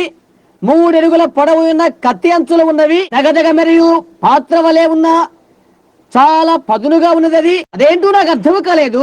నేను అన్నాను, ఈ విషయాలన్నింటి గురించి నేను భయపడుతున్నానని చెప్పాను. అయినాను కదిలించి వేస్తూ ఒక స్వరం ఇలా చెప్పబడినది, ఇది ప్రభు యొక్క ఖడ్గము. ప్రభు యొక్క ఖడ్గమే దేవుని యొక్క వాక్యము. దేవుని యొక్క వాక్యము 2 అంచుల గల ఖడ్గము కంటే వాడి అయిన ఖడ్గము. తిరిగి మొదలుగా వద్దాం. అప్పుడు ఆనాటి సమయమున సంఘములో పరాక్రమవంతుడైన ఒక చిన్న సహోదరుడు ఉన్నాడు. అతని ఒక సైనికుడు యుద్ధములో దెబ్బలు తిని ఇక చనిపోతాడని స్థితిలో ఉన్నాడు. వాయిద్యులు అతను బ్రతకడని ఆశలు విడిచారు. ఏమైనా కొంచెమైనా ఏదైనా ప్రయత్నిద్దామా, లాభం లేదు. అంతటి భయంకర స్థితిలో ఉన్నాడు అతను. కాలయందున్న ముఖ్యమైన నరములు తెగిపోయినవి, చేయి సగం వరకు విరిగిపోయినది, ఒక కాలు కూడా అలాగే ఉన్నది. అయితే దేవుడు కనికరించాడు.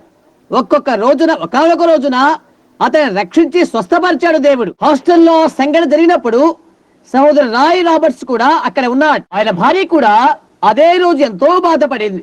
ఆ తర్వాత స్వస్థత పొందినట్లుగా దర్శనంలో చూపెట్టబడినది. ఆ విధంగా అతను విశ్వాస అయ్యాడు. అతడు మిలిటరీ వాడై ఉండి, నేను ఇది చెప్తున్నందుకు నన్ను అతను క్షమిస్తానుకుంటాను. కరుకైన కఠినమైన ఆజ్ఞలిస్తుండేవాడు సైన్యానికి. ఆజ్ఞ ఇచ్చే అధికారి ఉండి అది చెయ్ అని అతడు ఆజ్ఞ ఇవ్వాలి. అవును కదా? ఎలాగైతేనే అతను నమ్మాడు. అయితే క్రమంగా సంఘానికి వస్తూ ఈ దైవిక సంబంధమైన విషయాలు చూచి నేను అది నమ్ముతాను, అయితే అది ఇంకొకరికి అని అన్నాడు అతడు. ఒకరోజు ఉదయాన్నే లేక రాత్రి పూట ప్రభు అతను మేల్కొల్పినాడు. యెరూషలేములో ప్రభు బల్ల వద్ద నేను అతను ఉండి మాట్లాడుతున్నట్టుగా అతను చూశాడు. నేను మాట్లాడుతున్నాను, అదేంటో నీకు అర్థం కాలేదు. రాయ్ నా వైపు కూర్చొని నన్ను చూచినట్లుగా అలా చూస్తున్నాడు. అతడు అక్కడ హాస్టల్ లేక ఆరిజోనా ఆ ప్రాంతానికి రమ్మని ఉత్తరం పంపాడట. అయితే నేను అతను రమ్మని పిలిచాను. అతను చెప్పాడు, సహోదర అబ్రహాం, నీవు అక్కడ ఉన్నావు. ఒక పెద్ద వెలుగు స్తంభము నీ మీదికి వచ్చి ప్రభు బల దగ్గర నుండి నిన్ను తీసుకుని పోయినది. నీవు పశ్చిమ ప్రాంతానికి వెళ్ళావు. ఎందువల్లంటే అతను తూర్పు వైపు నుండి పశ్చిమ దిశగా నేను వెళ్ళడం గమనించాడు. అయితే ఈ వెలుగు నా మీదికి వచ్చి నన్ను అక్కడి నుంచి తీసుకుని పోయినది. ఇలాగ చెప్పాడు. ఒకరోజు ఉదయం దర్శనం చూశాడు. ఒకరోజు ఉదయాన్నే 3-4 గంటలకు లేచాడు. అప్పుడు ఆ దర్శనం అతను చూచాడు. అతను చెప్తున్నాడు, మూలుగుతున్నాడు ఎట్టనగా, సహోదర బెల్ తిరిగిరా అని. నేను రా ఇద్దరు నిజమైన సహోదరులము, కలిసి జీవించే వారము, కలిసి వేటకు వెళ్తుండే వారము. మేము సహోదరులం. గొంతు నొప్పి పుట్టే వరకు నా కోసం అతని కేకలే వేసినట, వెనుకకు రా, అతనికి వెనుకకు తీసుకునిరా అని అరచాడు. అతను చెప్పాడు, ఇదిగో అగ్నిస్తంభము తిరిగి వస్తున్నది, మేఘము తిరిగి వస్తున్నది, బల్ల తల యొద్ద ఆయనను ఉంచాడు. నేను మార్పు చెందానట. నేను మార్పు చెందడం అనేది వేరుగా కనిపించడం అన్నది సహోదరు రాయికి మర్మంగా అనిపించినది. నేను ఇక్కడ దాన్ని ఉంచుతాను. నేను ఇక్కడ గుర్తించుకుంటూ కొరకై మార్పు చెందడం అను దాని గూర్చిన భావం ఏమై ఉంటున్నది? 7 ముద్దల కొరకై నేను తిరిగి వచ్చిన సమయం అది. 7 ముద్దల కొరకై నేను తిరిగి వచ్చినప్పుడు ఒకరోజు ఉదయాన్నే బెల్లిని పట్టుకొని అతను నాతో మాట్లాడనుకున్నాడు. నేను చాలా తొందరలో ఉన్నాను, 7 ముద్దల కోసం ప్రార్థనలో ఉన్నాను. దాని గురించి నాతో ఇలా చెప్పాడు, అది మరలా కనిపించిందని. మరలా అదే, సహోదర రాయ్, ఇది నా విషయంలో పొరపాడైతే నీవు నన్ను పిలువు. అతను ఇలా చెప్పాడు. పెందలకడనే ఉదయాన్నే లేచాట. గదిలో ఆ పెద్ద వెలుగును చూశాడు, లేక కొండ మీద ఉన్నటువంటి మేఘాన్ని చూశాడు. ఈ మధ్యనే అడిగాడు, కొండ మీద ఉన్నటువంటి మేఘం దాని యొక్క ప్రత్యేకత ఏంటి అని. నేను చెప్పాను, అది బైబిల్లో ఉన్నది అని నేను చెప్పాను. అవును, పేతురు, యోహాను, యాకోబులు ఆ పైకి తీసుకుని పోబడినప్పుడు ప్రభువైన యేసును మేఘము కమ్ముకున్నది. ఈయన నా ప్రియమైన కుమారుడు అని దేవుడు చెప్పాడు. ఈ మధ్యన దాని గురించి ప్రసంగించాను. చిన్న వర్తమానం టేపు చేస్తున్న సహోదరులకు అది గుర్తుంటుంది. ఆయన మాట వినుడు అని వర్తమానం. అది టేప్ చేసి ఉంటారనుకుంటారు. అవును, అతను చెప్పాడు, పర్వత శిఖరానికి ఎక్కి వెళ్ళాడట. అలా అతడు చేరుకున్నాడు. నేను ఎక్కడ ఉంటేని ఆ మేఘం నుండి ఒక స్వరం వినబడి ఉన్నది. సహోదరు రాయ్, అవునా, ఈ విధంగా చెప్పబడింది, ఇతను నా యొక్క సేవకుడు, ఈ కాలము నేను ప్రవక్తగా ఇతని పిలిచాను. మోషే నడిపించిన రీతిగా ప్రజలను అతను నడిపించిన కొరకై పిలిచాను. సృష్టిలో ఉన్నటువంటి వాడితో కూడా మాట్లాడటానికి అతనికి అధికారం ఇవ్వబడినది. లేక ఆ విధంగానే మోషే ఈగలతో మాట్లాడే రీతిగా బుడదలతో మొదలైన వాడి విషయంలో మనకు తెలుసు. అది జరిగినదే. అక్కడ ఉన్న చిన్న హాచైకి తెలుసు.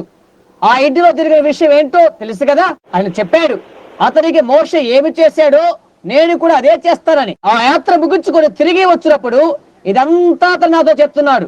దగ్గరికి వెళ్ళాలన్న మనస్సులో నేను అనుకుంటున్నాను. ఎందుచేతంటే అతను వేటగాడిగా ఒక వికార రూపంలో ఉన్నాడు కనుక మనకు తొందరగా ఉన్నది. కాబట్టి ఈ స్థలం విడువక ముందు ఇదంతా మీకు వదిలివేస్తాను. ఒక విచిత్రమైన కల నాకు వచ్చినది. ఈ విషయం నా బావమర్దికి తెలుసు. అది అతనికి బాధ కలిగించదనుకుంటాను. ఇక్కడ కూర్చొని నా భార్యకి కూడా ఈ విషయం బాధ కలగదనుకుంటాను. అది ఆమెకు తెలుసు. కొన్ని మాసాల క్రితం, అవును, సరిగ్గా అక్టోబర్ లేక నవంబర్ మాసాల్లో నాకు ఒక కల వచ్చినది. నేను చీకట్లో పడి వెళ్ళిపోతున్నట్టుగా కల వచ్చినది. నేను ఎక్కడికి వెళ్ళాలన్నా నాకు స్థలము లేదు. నన్ను ఎవరూ చేర్చుకోవట్లేదు. నేను వీధిలో మరి తిరిగేవారిగా అయ్యాను. నా బట్టలు చిరిగిపోయినవి. నేను వీధిలో మరి తిరిగేవారిగా అయ్యాను. చలికి వణికిపోతున్నాను. దూరాన ఒక మంటను చూశాను. నేను ఇక్కడ చేరుకున్నాను. అక్కడ పట్నాల్లో ఉండే చెత్త కుప్ప లాంటి ఉన్నది. అక్కడ చిన్న మురికి కాలువ కూడా ఉన్నది. అందులో అగ్ని మంటలు ఉన్నవి. నేను చలికి బాధపడుతున్నాను. వేడి కొరకై నేనే మంటల దగ్గరికి నడుచుకుంటూ వెళ్ళాను. అక్కడంతా ఇలా బట్టలు చిరిగిన వాళ్ళు, వీధుల మరి తిరిగేవారు ఉన్నారు. అక్కడ ఎవరైనా కనిపించలేదు, కానీ వారు నిర్దిష్ట స్థలాలుగా ఉన్నారంట. అక్కడ ఫ్లెచర్ బ్రాయ్ అనే మా బావమరిది మాత్రం అక్కడ కనిపించాడు. ఫ్లెచర్ నేను ఎలా గుర్తించానంటే, అతను మంచి రూపము కలిగిన వాడు. ఇది యవనస్తులైన వారికి ఒక మంచి పాఠము. కొన్ని సంవత్సరాల క్రితము అందమైన వ్యక్తి అయిన ఒక జేమ్స్ ఫ్లెచర్ బ్రాయ్ నాకు జ్ఞాపకం ఉన్నాడు. అతను చెడ్డవారి స్నేహం బట్టి మొదట మద్యపానం అలవర్చుకున్నాడు. నా ఇంట్లో కట్టును వెనకాల ఉండి అతను పిలిచినది నాకు జ్ఞాపకం ఉన్నది. వాళ్ళ నాన్న మహిమలో ప్రవేశించాడు. కొన్ని సంవత్సరాల క్రితము అతని గిటార్ తీసుకుని దూర తీరాన ఉన్న కొండ పైన పాతబడిపోయిన ఒక శిలువ అను పాట పాడేవాడు. ఫ్లెచర్ వెనుకాలకు పిలిచి, సహోదర బిల్, నా కొరకు ప్రార్థించు అన్నాడు. మా డాడీ వాయించే ఆ వస్తువు చూడు, ఈ రోజు నేను త్రాగుబోతున్నాను. 18 సంవత్సరాల వయసు గల ఫ్లెచర్, ఆ దారి నీకు మంచిది కాదు అని చెప్పాను. అయితే నా మాట వినేవాడు కాదు. అలాగే చేస్తునేవాడు. పెద్ద త్రాగుబోతయ్యాడు. భార్య విడిచిపెట్టినది, పిల్లలు వదిలేశారు. ఈ రోజు ఈ స్థితిలో ఉన్నాడు. నేను అతన్ని ప్రేమిస్తున్నానని దేవునికి తెలుసు. బంగానేనగా దిగంబరిగానే ఉన్న వాని దగ్గరికి నేను ప్రార్థించక వెళ్ళాను. కొద్ది కాలం క్రితమే 7 ముద్రలు నేను చెప్తున్నప్పుడు కొంచెం మనసు నొచ్చుకున్నాడు అతను. నేను అన్నాను, ఫ్లెచ్, నాకు 2 సూట్లు ఉన్నవి, అవి నీకు ఇస్తాను. అతను అంటున్నాడు, అలా చేయవద్దు సహోదర బిల్, అతనికి బట్టలు లేవని నాకు తెలుసు, నీవెందుకు బట్టలు తీసుకోవు అని అడిగాను. అన్నాడు. అతను నా వైపు చూస్తూ, చూడు, వాటితో నేనేం చేస్తానో తెలుసా, అది కుదువు పెట్టి త్రాగేస్తా. ఫ్లెచ్, నేను కొంత డబ్బు ఇస్తాను అని చెప్పాను. అన్నాడు, లేదు, అలా చేయకూడదు సహోదర బిల్, నీవు అలా చేయకుండా నాకు ఇష్టం లేదు. చాలా మంచి హృదయం కలిగిన వ్యక్తి, అయితే త్రాగుబోతుగా మారి ఇలా తిరిగిపోతాయా. అతని భార్య మరో చెడ్డ మార్గం పట్టింది. ఓ, అన్నిటిలో దీనస్థితి అతనికి ఏర్పడినది. నేను మేలుకొనక మునిపే ఫ్లెచ్ నాతో అన్నాడు, కలలో నాతో అన్నాడు, వెళ్ళి నేను వేటకు వెళ్తున్నాను, నా బిడ్డలకు ఆకలైనప్పుడు వారికి ఆహారం పెట్టు, నీవే వారికి తండ్రివి. ఇప్పుడు నీకు వేడిగా ఉండే స్థలాన్ని చూస్తాను. దిగంబలాంటి ఉన్నవారు స్థలానికి చేరుకున్నాం. మేము నడుచుకుంటూ వెళ్తూ అతడు అక్కడ ఉన్నాడు, నేను అక్కడ కూర్చుంటాను. నేను ఎలా చెప్పాను, నేను ఇటు అడు తిరిగి ఏదైనా స్థలమునదేమో చూస్తాను అని అన్నాను. నేను నడుచుకుంటూ గడాంధకారమైన ఆ చలిరాత్రులో వెతుకుతున్నాను. నేను ఇలా తలంచాను, ఒక్కసారి ఆలోచన చేయి, సర్వాధికారైన దేవా, ఆయన సంఘాన్ని నన్ను నడిపించుటకు అనుమతించును కాక. ఒక్కసారి ఆయన సువార్తను ప్రకటింపచేసి ఆత్మ లక్ష్యం పట్టుకు ఆయన అంగీకరించును కాక. ప్రపంచ నలుమూల నుండి స్త్రీ పురుషులు వచ్చి నాతో కొన్ని నిమిషాలు మాట్లాడతారు. ఇప్పుడైతే బీదుల వెంట తిరిగేవానిగా నేనున్నాను. నేను ఎవరికీ అవసరం లేదు. నేను చలితో ఉన్నాను. నేనేం చేయాలి? ఆ తర్వాత మేల్కొన్నాను. నేను నా భార్యతో చెప్పాను, ఇలా అన్నాను, బహుశా ఫ్లెచ్ అవసరంతో ఉండవచ్చు. ఆయన చూచి తెలుసుకుందాం, తొందరగా వెళ్దాం. అయితే అతని తమ్ముడే అతని కనుగొన్నాడు. వైరస్ లో ఉన్నాడు. అతడు సంత గుర్రాల మూలకు దాని చోట ఉన్నాడు. ఒక చావడిలో మూలను నిద్రిస్తున్నాడు. మేము వెళ్ళాము. సరే, అలాగే ఉండు నీవు అని అనుకున్నాను. ఫ్రెడ్ తోను మిగతా వారందరితో నేను కెనాడాను తిరిగి వచ్చాను. నా మనసులో నేను ఇలా తీర్మానం చేసుకున్నాను, నా ప్రజలు నా వర్తమాన వినుట మనస్కరించినచో ఫలవలేదు, వారికి అది అవసరం లేదు. నేను ఇప్పటికీ 35 సంవత్సరాల నుండి బోధిస్తున్నాను. గత 15 నుండి 18 సంవత్సరాల వరకు ప్రభువుకు తప్ప మరేమి నేను చేయలేదు. ఆయనతో నేను ఎంతో సమీపంగా ఉండడానికి ప్రయత్నం చేశాను. ఆయన నాతో ఏమైనా చెప్పేంత వరకు కూడా నేను ఒక్క మాట కూడా మాట్లాడేవాడిని కాదు. ప్రజలు ఎలా చెప్పుకునేవారు? గుర్తుంచుకోండి, సహోదరుడు బిల్ కూటమికి వస్తున్నాడంటే ప్రభువు నామమున వస్తున్నాడని చెప్తారు. ప్రభువు ఆయనకు ఏదైనా చెప్పేంత వరకు ఏది చెప్పడు. అవును, ఆయన నాతో చెప్పే వరకు నేను వేచి ఉంటాను. ఆయన నాతో చెప్పే వరకు నేను కదలను. అలా జరుగుతుండగా కొన్ని నెలల నుండి ఎక్కడికి వెళ్లాలో ఆ స్థలాలు ఆయనకు చెప్పట్లేదు. అలాగూ కెనడా నుండి తిరిగి వచ్చాను. సహోదరు రాయ్ తన కల నాకు చెప్పాడు. నేను, అతను, సహోదరు బ్యాంక్స్ కలిసి వెళ్తున్నాం. కొద్దిసేపటికి చీలిపోయాం. ఆ తర్వాత రోజు సహోదరు ఫ్రెండ్ దగ్గరికి చేరుకున్నాం. వారి అబ్బాయి లిన్ ఇంటిలో లేడు కాబట్టి అతను మాతో కలిసి రాలేకపోయాడు. అతని భార్య కొరకు ఆలస్యం చేయవలసి వచ్చింది. అతని భార్యను రోజ్వుడ్ లో లేక మెల్రోజ్ సాన్స్కట్ లో తీసుకొచ్చాడు. నేను, బిల్లీ, సోదరు ఫ్రెడ్ ట్రక్కులో వచ్చాము. ఆ రాత్రంతా ప్రయాణం చేశాము. ఆ తర్వాత మరునాడు హెలినా విడిచి మౌంటైనా అతడి నుండి తీర ప్రాంతానికి వచ్చింది. 9 గంటల వరకు మేలుకొన్నాను. ఆ తర్వాత నిద్ర వచ్చింది, నిద్రపోయాను. బిల్లీ మరుసటి దినం 10 గంటల వరకు నిద్రపోయాడు.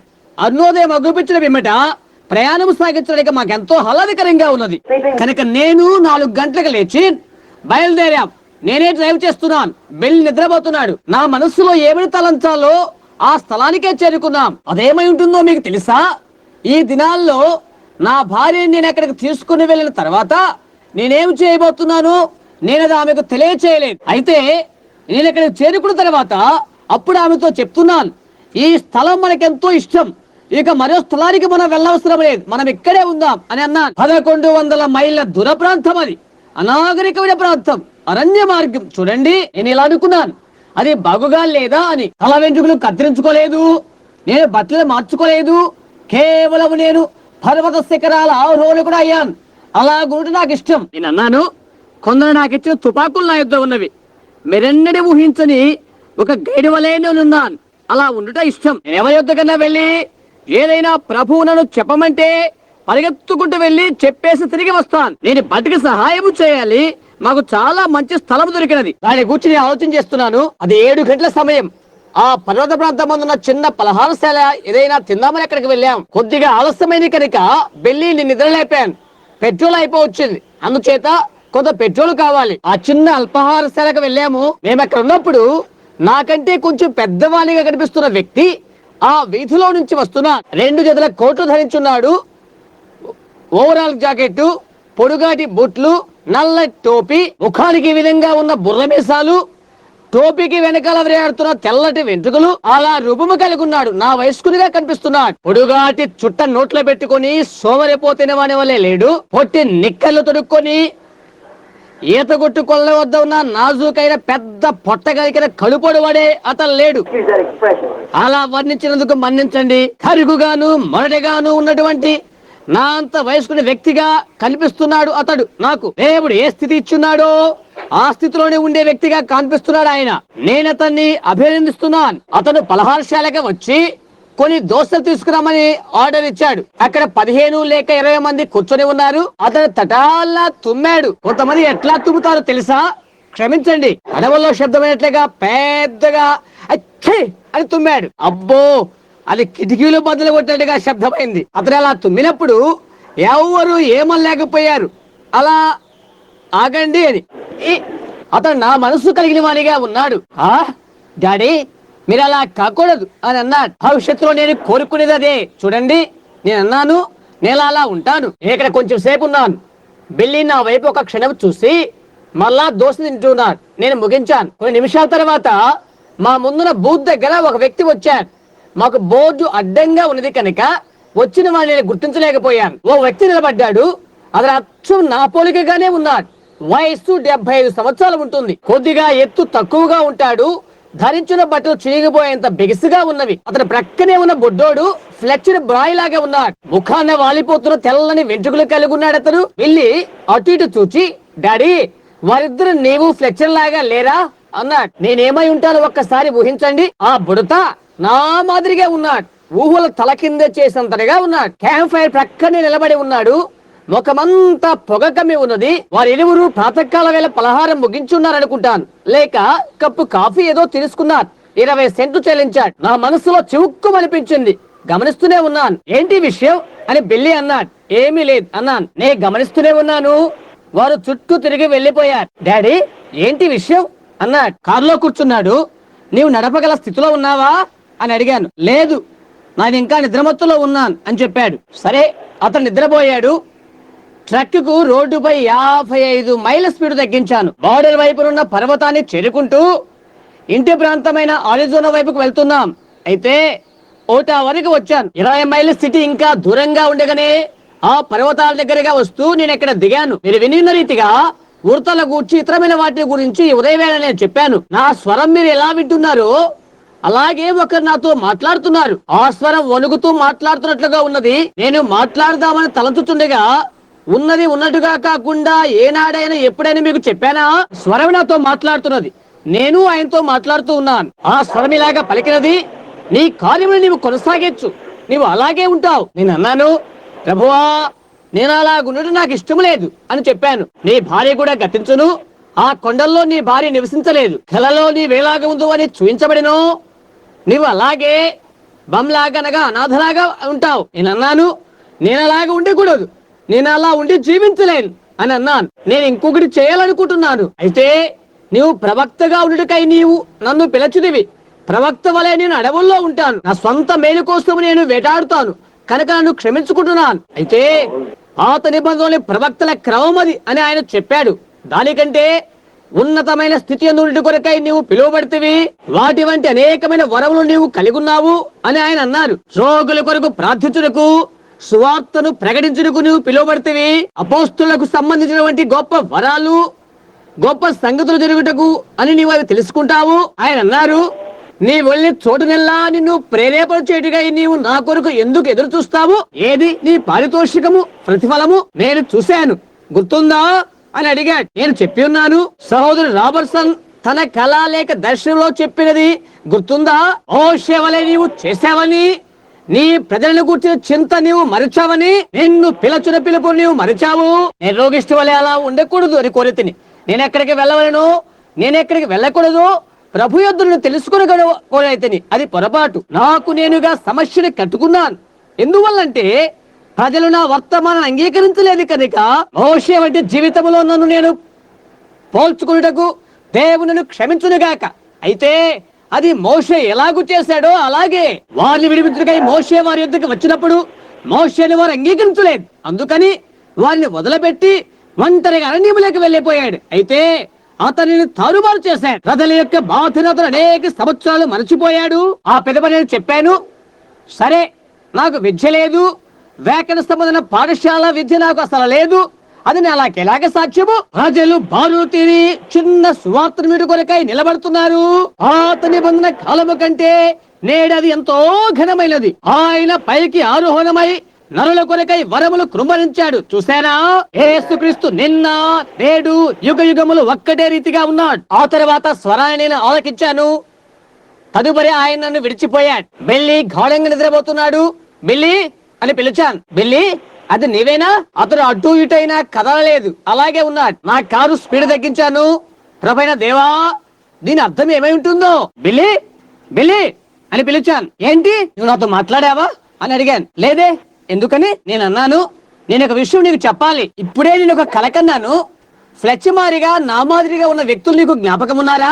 టెక్సరీకి వచ్చిన తర్వాత మీ అమ్మను అడుగు, ఆ కలను నేను ఆమెకు చెప్పాను. బిల్లి, ఏదో జరగబోతున్నది, అది ఇప్పుడే జరుగుతున్నది. నాతో ఎవరో మాట్లాడుతున్నారు. నేను నీవు కాబోలు అని అనుకున్నాను. ఏదో వింతగా నా వైపే కొంచెం చూశాడు. ఇక నడుపుకుంటూ ముందుకు వెళ్తున్నారు. తిరిగి కొన్ని నిమిషాలకి అతను నిద్రపోయాడు. దాని అర్థం ఏమో ఉంటుందో అని తలంచుకుంటూ డ్రైవ్ చేసుకుంటూ వెళ్తున్నాను. నడుపుకుంటూ వెళ్తూ రోడ్డుకు వైపున తటాల అది తిరిగి నాతో మాట్లాడటం మొదలు పెట్టారు. ఆయన అన్నారు, తిరిగో, సువార్తికుల పని చేయుటకు నేను నిన్ను పిలవలేదా అని నీకు చెప్పలేదా? నదీ పల్ల ప్రాంతమందు నేను నిన్ను పిలిచినప్పుడు మొదట రాకడ ముందుగా బాప్తిసమిచ్చు యోహాను పంపిన రీతిగా అని నేను చెప్పలేదా? ప్రవక్త కంటే యోహాను గొప్పవాడు కాదా?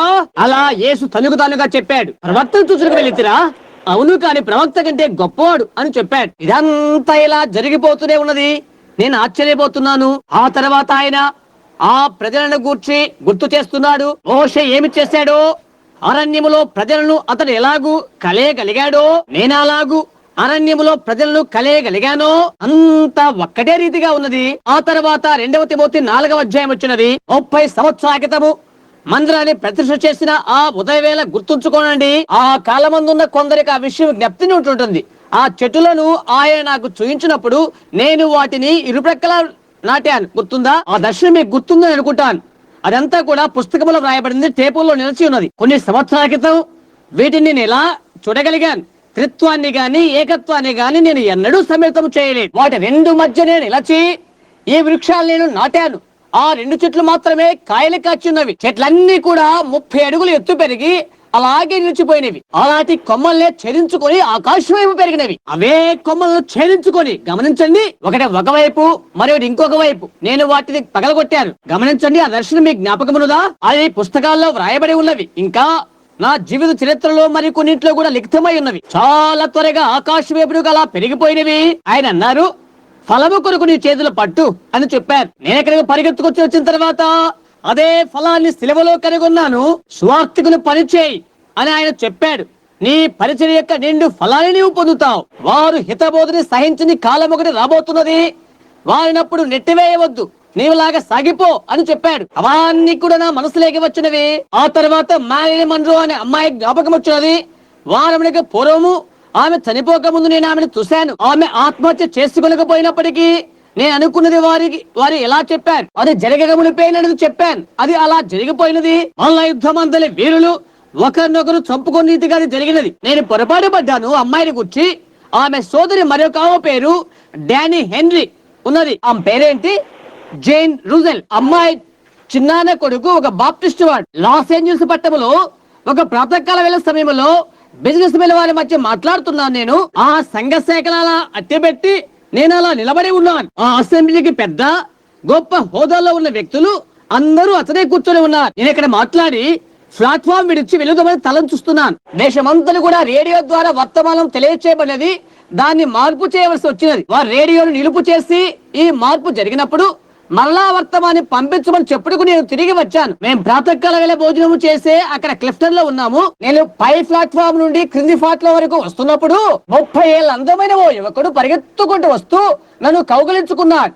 నేను డానీ హెన్రీని అని చెప్పాడు. టెలివైజ్ చేస్తున్నది అతని యొక్క సోదరుడే అని నాకు తెలియదు. క్రిస్టియన్ బిజినెస్ మెన్ వారి కొరకై అక్కడ టెలివైజ్ కార్యక్రమం జరుగుతూ ఉంటుంది.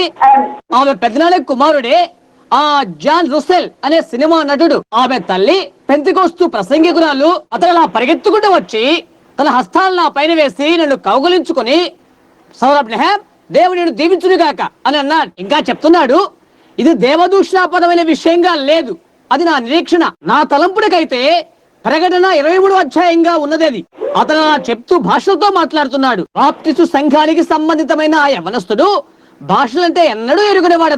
అతడు అలాగే మాట్లాడుతూ నన్ను చూస్తూ నిశ్చేషుడైపోయాడు. అతను ఏమి చేయాలో అతనికి తెలియలేదు. ఇక్కడ కూర్చున్న వారిలో ఒకరెక్కడ ఉన్నారా సమయాన? ఫ్రైడ్, నీవు ఉన్నావా? ఆ సమయం ముందు ఇంకా ఎంతమంది ఉన్నారు? ఎక్కడ? 3 ఉన్నారు. ఆ సమయంలో ఏమి చెప్పాలో అతనికి తెలియలేదు.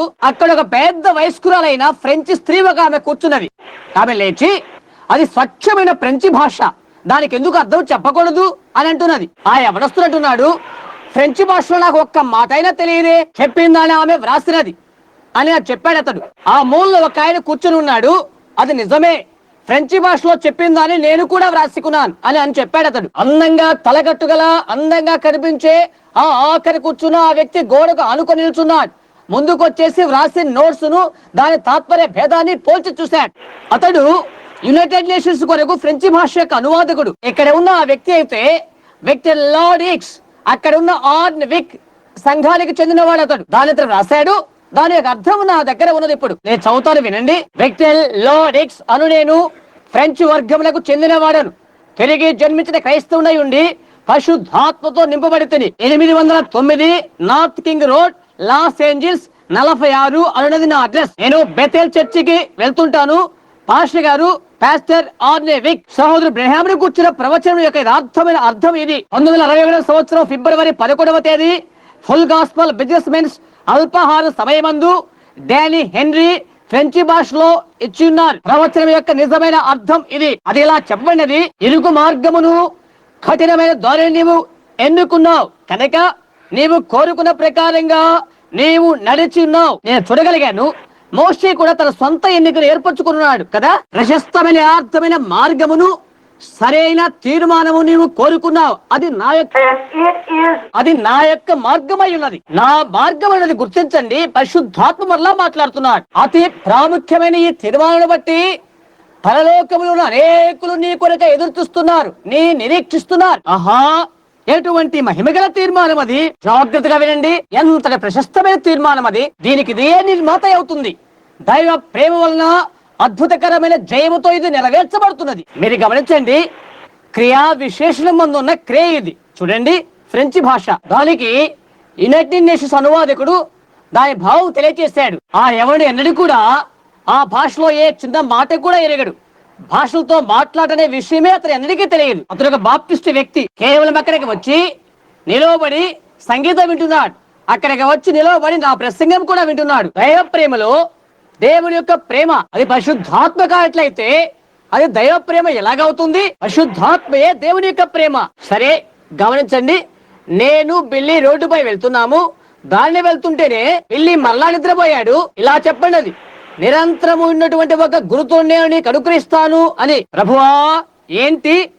ఒక క్షణం నిశ్శబ్దంగా ఉన్నాను, ఏమి జరగలేదు. ఆ నిత్యము నిలిచే గుర్తు ఏంటి ప్రభువా అని అడిగాను. కొన్ని నిమిషాలు అలాగే ఉండిపోయాను. అటు తర్వాత బిల్లిని చూసుడుగా అటు తిరిగి చూశాను. అతను నిద్రపోతున్నాడు. మరలా నిత్యము నిలిచే గుర్తును నీకు అనుగ్రహిస్తాను అని మరలా చెప్పాడు. నీవెక్కడి నుండి ఉన్నావో అక్కడి నుండి నీవున్న పశ్చిమ దిశకు చూడు అని అన్నాడు ఆయన. ట్రక్ లో నేను అలా అసలైన విషయాలను చూచుటకు నిదానంగా తలను త్రిప్పాను. ఆహా, ప్రభు ఆత్మ అలా అరచి మూలినట్లుగా నేను అయిపోయాను. తెల్లటి శిఖరాలు కలిగిన ఒక పర్వతాన్ని నేను చూశాను. దాని గురించి నిత్యమైన గురుతు అన్నది ఏదో నేను చూస్తున్నట్లుగా నాకు అర్థం కాలేదు అని చెప్పాను. ఆయన చెప్పారు, వాటన్నిటిపైన నీ పేరు వ్రాయబడి ఉన్నది. ఆహా, అది ఏమై ఉంటుంది అని ఆలోచించేశాను. నిజంగా నేను బలహీనైపోయాను కాబట్టి నేను అలా ఆగిపోయాను. బిల్లి మేల్కొని ఏంటి విషయం అని అడిగాడు. ఈ విధంగా నా చేతులు పట్టుకున్నాను. చేతులు చెమట్లు పట్టుకొచ్చి నీళ్లు కారిపోట్లుగా చల్లబడిపోయినవి. బిల్లి ఏదో జరుగుతున్నది అన్నాను. ఎక్కడో ఒకప్పుడు నేను తప్పు చేశాను. నేను నా ప్రభువును అవమానపరిచానని నాకు తెలుసు. ఆ పాట పాడుతుండగా వినుచుట్లుగా నాకు అనిపిస్తున్నది. వేల కొలది కుంటి గుడ్డి అంగహీనులైన జనులు ప్రఖ్యాతిగాంచిన స్వరాన్ని ఇలా పాడుట అపవిత్రము అపవిత్రము దురాత్మలతని తరివేసినది అను గీతాన్ని నేను వింటున్నాను. ఆ పాట మీకు తెలుసా? అప్పుడు యేసు వచ్చి ఆ బంధిని విడుదల చేశాడు. ప్రతి చోట కూడా వ్యాధిగ్రస్తులు బాలులు తీరుంటే నేను గమనిస్తున్నాను. అందుచేత నేను ఆగవలసి ఉన్నది. జరిగిందంతా బిల్లికి తెలియదు. నేను అలా పైకి చూశాను. నేను నిలబడి ఆ పర్వతం వైపు చూశాను. ఆ 7 కొండలను చూశాను. ఇక్కడ ఒక సంగతి మీరు చూడగలిగినట్లయితే పర్వత శిఖరం పైన 7 శిఖరాలు ఉన్నవి. అందులో ఒక కొండ కొన్ని మైళ్ళ దూరం పొడుగుగా ఉన్నది. అవతల ప్రాంతము దేశములకు వెళ్ళక ముందు ఆఖరి పర్వతం ఉంటుంది. ఆ తర్వాత ఎటువంటి పర్వతం అన్నది ఇంకోటి లేదు. ఆ పర్వతము తూర్పు నుండి పడమర వైపు వ్యాపించి ఉన్నది. పై భాగం అంతా మంచు మయమై ఉంటున్నది. ప్రప్రథమంగా 2 చిన్న శిఖరాలు, ఆ తర్వాత పెద్ద శిఖరము, ఆ పెదవ చిన్న శిఖరము, ఆ తర్వాత పెద్దది, ఆ తర్వాత చిన్న శిఖరము, అటు పెదవ పొడవైన ఎత్తుతో మంచుతో కప్పబడిన పెద్ద పర్వతం. అదేమిటో నాకు అర్థం కావట్లేదు అని నేను అడిగాను. ఎన్ని శిఖరాలు ఎక్కడ ఉన్నవి అని అడిగాడు ఆయన. 7 అని చెప్పాను. నీ పేరులో ఎన్ని అక్షరాలు ఉన్నవి? BRANHAM MARRION BRANHAM. ఆ విధంగా బెనహా గారి పేరు ఉన్నది. 3 ప్రఖ్యాతిగాంచిన పర్వత శిఖరాలు అవి. ఆయన చెప్పారు ఇలాగు 3 శిఖరాలు, 1 2 3 లాగుడులు. మొదటిది నీ పరిచయంలోని మొదటి భాగం చిన్న కొండ. నీ మొదటి లాగుడు అనేది బాగా ఎత్తుగా ఉన్నది. అది చేతినందలి గురుతు మీకు తెలుసా? ఆ పిదప కొంచెం విరామకాలం, నేను బాగుగా కృంగిపోయిన కాలం. అది అనేకులకు అది జ్ఞాపకమే. ఆ తరువాత తారతమ్య భేదము కనుగొను వివేచన వరం. ఇది 2వ లాగుడు. చిన్న చిన్న పర్వత శిఖరాల వలె ఇంకొకటి నా ముందు ఉంది. కొద్ది సంవత్సరాల వ్యవధి అది. చూడండి, వెనకాల నా పరిచయం వలె ఇంకా అది అలా లేదు. ఆ తరువాత 3వది. 3 అనేది ముగింపు సంఖ్య. 3వది గమనించండి. ఆ తదుపరి శిఖరము 5వది. 5 అను సంఖ్య కృప సంఖ్య. ఆ తర్వాత శిఖరము 7వది. అది సంపూర్ణ సంఖ్య, సమాప్తం. 6 దినములు నీవు పని చేయవలను. 7వ దినమును సబ్బాతు, వారములోని ఆఖరి రోజు. అది కాలం యొక్క ముగింపు. గమనించారా? నేను ఆపు చేసి అది బిల్లికి చూయించాను. నేను దాని వైపు చూశాను. అది అలాగే నిలిచిపోగాక. ఏదైనా అనుమానం నీకు కలిగినట్లయితే ఈ స్థలాన్ని గుర్తుంచుకో, ఇక్కడికే రా. పెళ్లి భుజాన్ని గట్టిగా తట్టి, డాడీ ఆ తూర్పు వైపు చూడండి. అది ఎలాగ జరిగిందో నాకు తెలియదు, కానీ రోడ్డుకు తూర్పు వైపున మండుచున్న మంట ఒకటి ఉన్నది. ఏదైనా పట్టణంలో మైళ్ళ కొలది దూరాన ఒక పాత చెత్త కుప్ప ఉన్నట్లు రోడ్డుకు ఎడమ వైపున కనిపిస్తున్నది. ఆ నిర్ణయ స్థలానికి ఇప్పుడు వస్తున్నాను. ఆమేన్. అది యవ్వనం లేక వృద్ధాప్యము కానివ్వండి, బ్రతుకు కానివ్వండి, మరణము కానివ్వండి, మరణము నన్ను వేరు చేయనంత వరకు నేను దేవునికి విధేయుడవుతాను. నేను ఆయనకి లోబడికపోవడం చేత నేను ఆయనకు ఆశాభంగము కలుగు చేశాను. నేను అలసిపోయాను, ఇది కూడా క్రోడీకరింపనివ్వండి. గమనించండి, ఇంకొంత టేప్ మిగిలిపోయినది, ఇది కూడా కలపనివ్వండి. ఏ రవంతైనా దోషము లేకుండా యేసును చూడాలని నా ఆశ. ఈ టేపు వింటున్న సహోదరి సహోదరులు, ఈ సంఘము ఈ దినాన్ని గుర్తుంచుకోండి. నీలో ఎటువంటి తప్పిదము లేని హేతువు చేతను ఈ సంవత్సరాన్నిటిలో చెప్పినది లేక చేయబడినది జరిగిన కారణాన్ని బట్టి ఈ దినాన్ని గుర్తుంచుకోండి. నేను ఇలా సవాలు చేస్తున్నాను. ప్లాట్ఫామ్ పైన జరిగిన వేల కొద్ది విషయాలలో, వివేచన విషయాలైనా, ముందుగా జరుగుబడమని చెప్పిన విషయాలైనా మొదలగు వాటిని ఎవరైనా తీసుకొని రావచ్చును. అక్షరార్థంగా అవి అలాగే జరిగినవి. అన్నట్లయితే ఆమేన్ అని చెప్పండి. అందువల్ల ఏ ఒక్కటైనా చూయించుటకు ప్రపంచంలో ఏ వ్యక్తి లేరు. ఆ విషయం ఇక్కడ సంఘములకు ఇక రానున్న సంఘములకు అది తెలియబండు కాక. ఒక గొట్టములని ఒక వ్యక్తిని దేవుడు నెట్టినట్లయితే దేవుడు చెప్పినంత వరకు అతడు కదలే కదలడు. దీనికై ఇంకొక విశ్వాసాన్ని ఏకీభవం చేయని అవసరం లేదు. ఒకదాని కొరికే దేవుడు నిన్ను నెట్టుతున్నాడు లేక ప్రేరేపణ కలుగు చేస్తున్నాడు. ఏ వ్యక్తి కూడా ఏ ఒక్క మాట కూడా వ్యతిరేకముగా చెప్పలేని స్థలమునకు అది పరిచర్యను కడుతుంది. ఎక్కడి నుండి మీరు ఆలకింపక ముందు మొదటిగా ప్రభువు నామమున నన్ను మాట్లాడనివ్వండి. ఎందుచేతనంటే నేను విశ్వాసాన్ని బట్టి సాగి వెళ్ళాలి. విశ్వాసాన్ని బట్టి ఏది చేయాలి. ఒకవేళ అది తప్పు కానీ మేలు కానీ మరి ఏదైనప్పటికీ నేను కోరుకున్న శ్రేష్టత నేను చేస్తాను. ఆ తర్వాత వెళ్ళి దానినే చేస్తుంటాను. ఎందుచేతనంటే అది పొరపాటు కాదు కాబట్టి. అది చేయమని ఆయన చెప్పే వరకు కూడా నేను వేచి ఉంటాను. అయితే గ్రహించండి, ఒకప్పుడు గొప్పవాడైన పరిశుద్ధుడైన పౌలు సహా ఇరుకు మార్గములో నిలిచిపోయాడు. ఈ విషయాలు రుజువుపరచడం వరకై ఆయన యొక్క సేవకుల పొరపాట్లు చేయుటకు దేవుడు అనేకములైన క్రియలను చేస్తాడు. మనకు తెలుసు మానవులు పొరపాట్లు చేస్తుంటారని. అయితే దేవుడు ఏ పొరపాటు చేయడు. నేను ప్రసంగ పొలములో నేను ప్రవేశించినచో అది చేస్తూనే నా దారిని నేను సాగిపోవాలి. ముందు సభలను ఏర్పాటు చేసుకోవాలి మరియు కార్యక్రమములు ముందుగా చూసుకోవాలి. నిశ్చయంగా మనము ఎదురు చూస్తున్న ఘనమైన విషయము ఇది ఉన్నట్లయితే నిజంగా దీనికి ఇదే అద్భుతకరమైన విషయమై నెరవేర్పు జరిగి దేవుని ప్రేమలో అద్భుతకరమైన జయముతో జరిగిపోతుంది. ఇది క్రియా విశేషం ముందున్న క్రియ. అటుపిదేవ దైవ ప్రేమ, ఆయన దేవుడే. అవును కదా.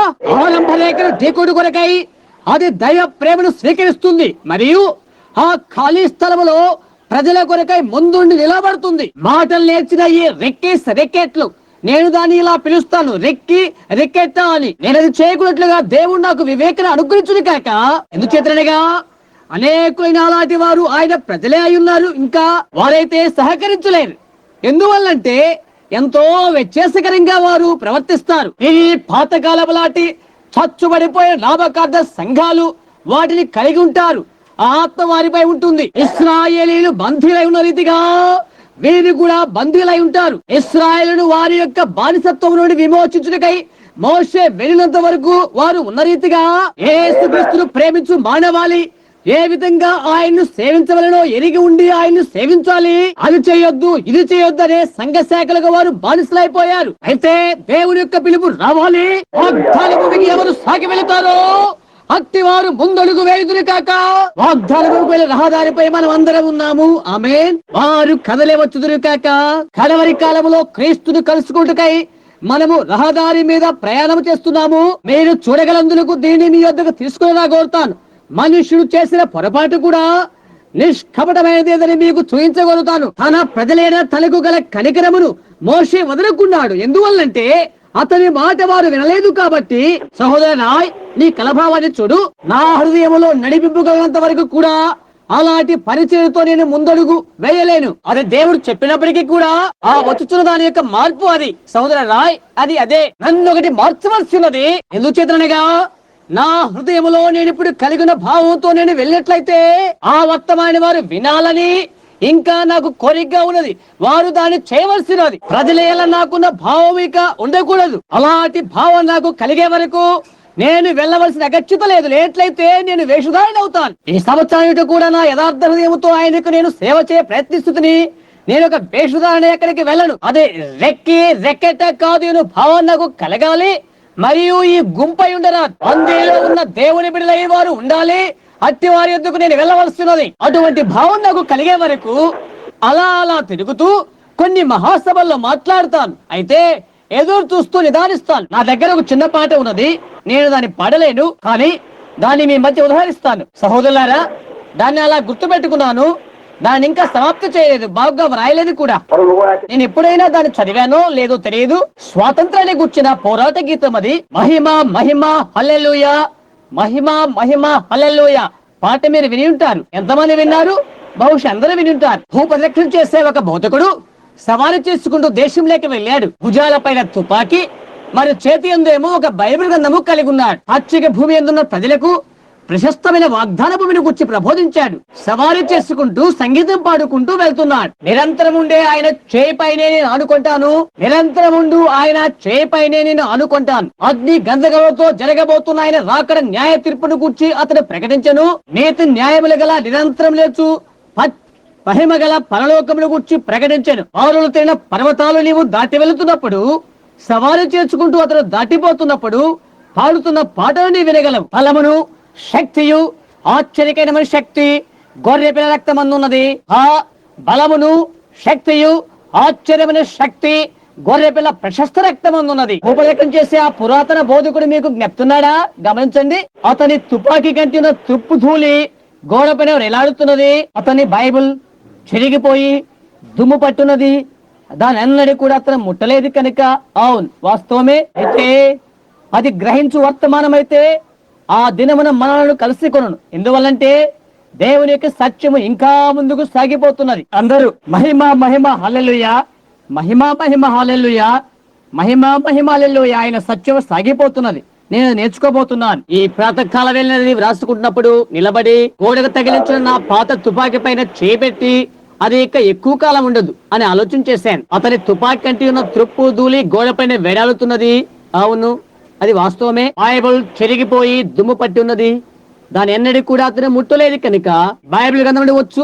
అతని వర్తమానమైతే ఒక దినాన తీర్పు తీర్చునై ఉన్నది. ఆయన యొక్క సత్యము ముందుకు సాగిపోతున్నది. బైబిల్ గ్రంథమందలే దేవుని యొక్క సత్యము. యేసుక్రీస్తు నిన్న నేడు యుగములు ఒక్కడే రీతిగా ఉన్నాడు. అవును, ఉపయోగం చేసే ఆ వృద్ధ బోధకుడు వీవుపై తుపాకీ తగిలించుకొని బైబిల్ గ్రంథమును చేతిలో ఉంచుకొని పచ్చిక బయల్లో ప్రయాణం చేస్తూ పర్వత శిఖరాల పైన పలువిధ పల్లపు లోయలోను రానున్న 1000 ఏండ్ల పాలన గురించి అనీతి మంతులకు వచ్చే ఉగ్రతమైన న్యాయ తీర్పును గురించి ప్రకటిస్తున్నాడు. నీతిమంతుల కొరకై ఉన్న దేవుని రాజ్యంను గురించి ప్రకటిస్తున్నాడు. ఇది మాటికి నిజమే.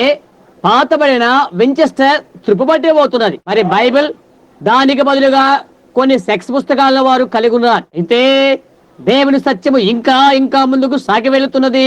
ఆయన గత కాలంలో ఉన్నట్లుగానే ఆయన నేడు ఉన్నట్టుగా తనకు తాను రుజువుపరుచుకుంటున్నాడు. దేవుని సత్యం ముందుకు సాగి వెళ్లిపోతున్నది. ఎందుకు? ఒకరు దాన్ని స్వీకరించాలి. యేసుక్రీస్తు నిన్న నేడు యుగ యుగములు ఒక్కటే రీతిగా ఉన్నాడు. మరలా పాడుకుందాము. మనమంతా మెథడిస్టు, బాప్టిస్టు, లూథరన్ అందరము కలుస్తున్నాము. ఆకర్షణ పాడుతున్నప్పుడు ప్రక్కన వారు చేపట్టుకుని చేయి ఒప్పుకుంటూ మనం ఒకరినొకరు విడిచి వెళ్దాం. సరే, గమనించండి. మీ చర్చికి కలిగి ఉన్న వారు ఈ రాత్రి మీ చర్చికి వెళ్ళొచ్చు. మీ పాస్టర్ గారికి నా శుభాలు తెలియచేయండి. మీరందరూ కూడా నా కొరకు ప్రార్థించండి. నేను ఇంకొకటి మీకు గుర్తు చేయగొడతాను. వెళ్ళడానికి మీకు వేరే స్థలం లేనట్లయితే మీ దగ్గర ఏమైనా స్థలం ఉందా? ఈ రాత్రి సహోదరు నెవిల్ వర్తమానం అయిన తర్వాత ఆయన రాకను గూర్చి ప్రకాశిస్తున్న ఎర్రటి దీపము అను దాన్ని టేప్ చేస్తాను. అది రాత్రి గమనించండి. ప్రభు మిమ్మల్ని దీవించును కాక. తిరిగి రానున్న ఆదివారం ప్రభు చిత్తమైతే అప్పుడు ఇంకొక టేపును చేస్తాను.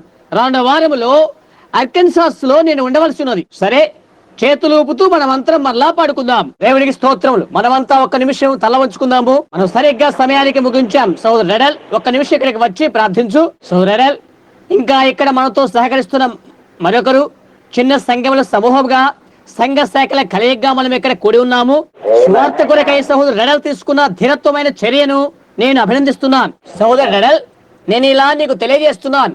మార్గం అంతా పూలపాన్పుగా ఉంటుందని దేవుడు వాగ్దానం చేయలేదు. ఆయన మనకు యుద్ధభూమిని గురించి వాగ్దానం చేశాడు. అవును, అయితే విజయమును మనకై వాగ్దానం చేశాడు. అదే విషయం. నేను ఇటువంటి చర్యని కైకున్న ప్రథమ ఘట్టము నాకు జ్ఞాపకం వస్తున్నది. చివరికి నా సొంత తల్లి తండ్రి నన్ను ఇంటి నుండి గెంటివే నిశ్చయించారు. గమనించండి. అయితే ఇలాగైనా వారికి ప్రభుని యేసునామమున బాప్తిసం ఇచ్చాను. నేటి వరకు ఉన్న ఒకే ఒక నిరీక్షణ ఏదంటే ఆనాటి చర్య. వృద్ధుడై భూప్రదక్షిణ చేయు ఆ బోధకుని బైబిల్ గ్రంథములో ఉన్న వర్తమానం నేటి వరకు నాకు ఆహ్లాదాన్ని కలిగిస్తున్నది. ప్రజలు దాన్ని తీసుకొని దాని చుట్టూ శృంగారాలు శృంగించినప్పటికీ వారంతా సంఘ శాఖలుగా తయారు చేసి దానిలో పలు సిద్ధాంతాలు మరేవో ప్రవేశించినప్పటికీ ఆ సత్యం ఇంకా ముందుకు సాగి వెళ్ళుతూనే ఉన్నది.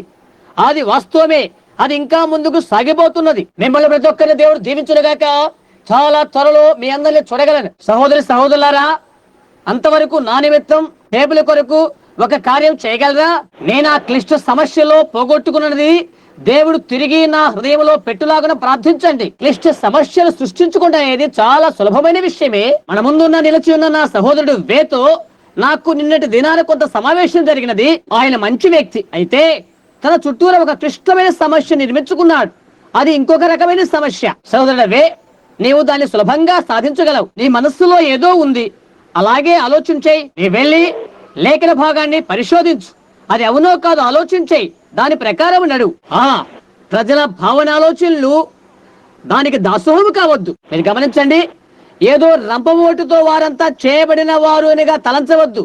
వారంతా రక్త మాంసములు గలవారు, ప్రాణం ఉన్న లోక జీవులే. మీరు అంగీకరించితే నా కొరకు ప్రార్థన చేయండి. దేవుడి మిమ్మల్ని దీవించును గాక. తల్లవంచండి. సోదరుడు అనుమతి అంగీకరిస్తే దేవునికి స్తోత్రమే కలిగిన గాక. వీరు ఒక దైవ సేవకులు, కొందరు తెలియకపోవచ్చు. నాకు ఈ ప్రాతకాల వేళ సమయం లేదు. వీరు ఆ సమయానికి చెందినవారు, ఆ సమూహకు చెందినవారు. ఎవరనగా నేను ఆ ప్రాంతంలో కనుక పశ్చిమ దిశకు వెళ్తున్నప్పుడు ఆఖరి సమయంలో ఆ కళ్ళ గురించి మాట్లాడిన వారు పేరు సహోదరు జేటి పౌనెల్. కళలు కనేవారిని, కళ్ళ గురించి చెప్పేవారిని గురించి ఆశ్చర్యపడేవారు కొందరు ఉండవచ్చు. కాదు, రకరకాలైన కళ్ళ గురించి కాదు మేము తెలిపేది. అయితే బైబిల్ చెప్తుంది, మేము నమ్ముతున్నాం. కడవరి కాలంలో ఇలాగ జరుగును.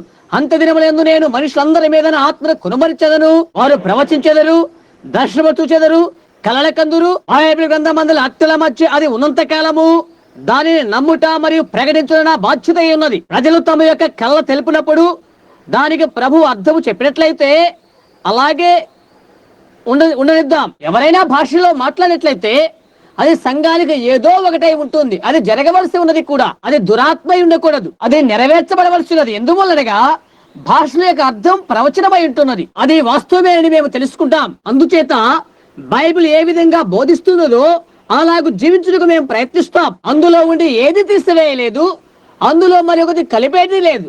అది ఎలాంటి మార్గములుగా ఉన్నదో అలాగే జీవిస్తాం. ప్రభువు శివప్రదమైన వాడు. సోదరుడు జేటి దాని నమ్ముడు కొరకై సహాయము చేయను గాక. నీవు వెళ్ళి పాపముతో ఏకీభించమని దేవుడు నాకు చెప్పలేదు. అయితే వెళ్ళి ఆయన చెప్పినది చేయటే నా విధి. గమనించారా సహోదరుడా? ప్రార్థిస్తాం. ఎవరో పడిపోయారు, ఒక్క నిమిషం అందరూ నిశ్శబ్దంగా కూర్చోండి. గమనించండి. పరలోకమున్న మా తండ్రి, నీ కృపయు వాత్సల్యత సహోదరుడు వేణి కలుసుకును గాక. యేసుక్రీస్తు నామమును బట్టి అతను తిరిగి బ్రతుకును గాక. ప్రభువా, అతని ఆరోగ్యమును శక్తిని తిరిగి దయచేయండి, సహాయం చేయండి. తిరిగి అతని గుండె స్పందిస్తున్నది. ప్రభువైన యేసు, నీ కనికర వాత్సల్యత సహోదరుడు వేతో ఉండును గాక.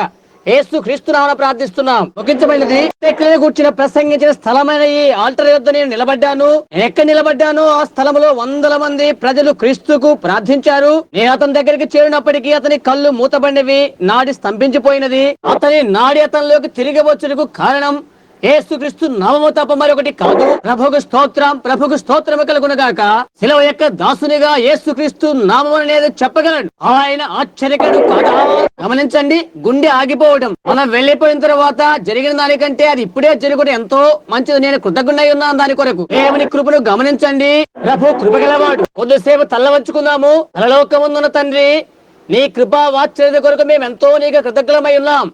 ఎప్పుడు కూడా మా మధ్యనే ఉంటున్నావు. ప్రభువా, నా దీపములో నూనెను అనుగ్రహించండి. నీ దుడ్డు కర్రను నాకు అనుగ్రహించండి.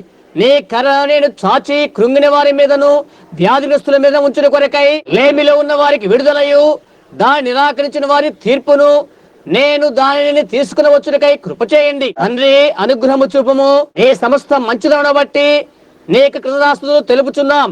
యేసుక్రీస్తు నామమున ప్రార్థిస్తున్నాం. ఆమేన్. సోదరుడు దేవుడు నిన్ను దీవించును గాక. సహోదరుడా.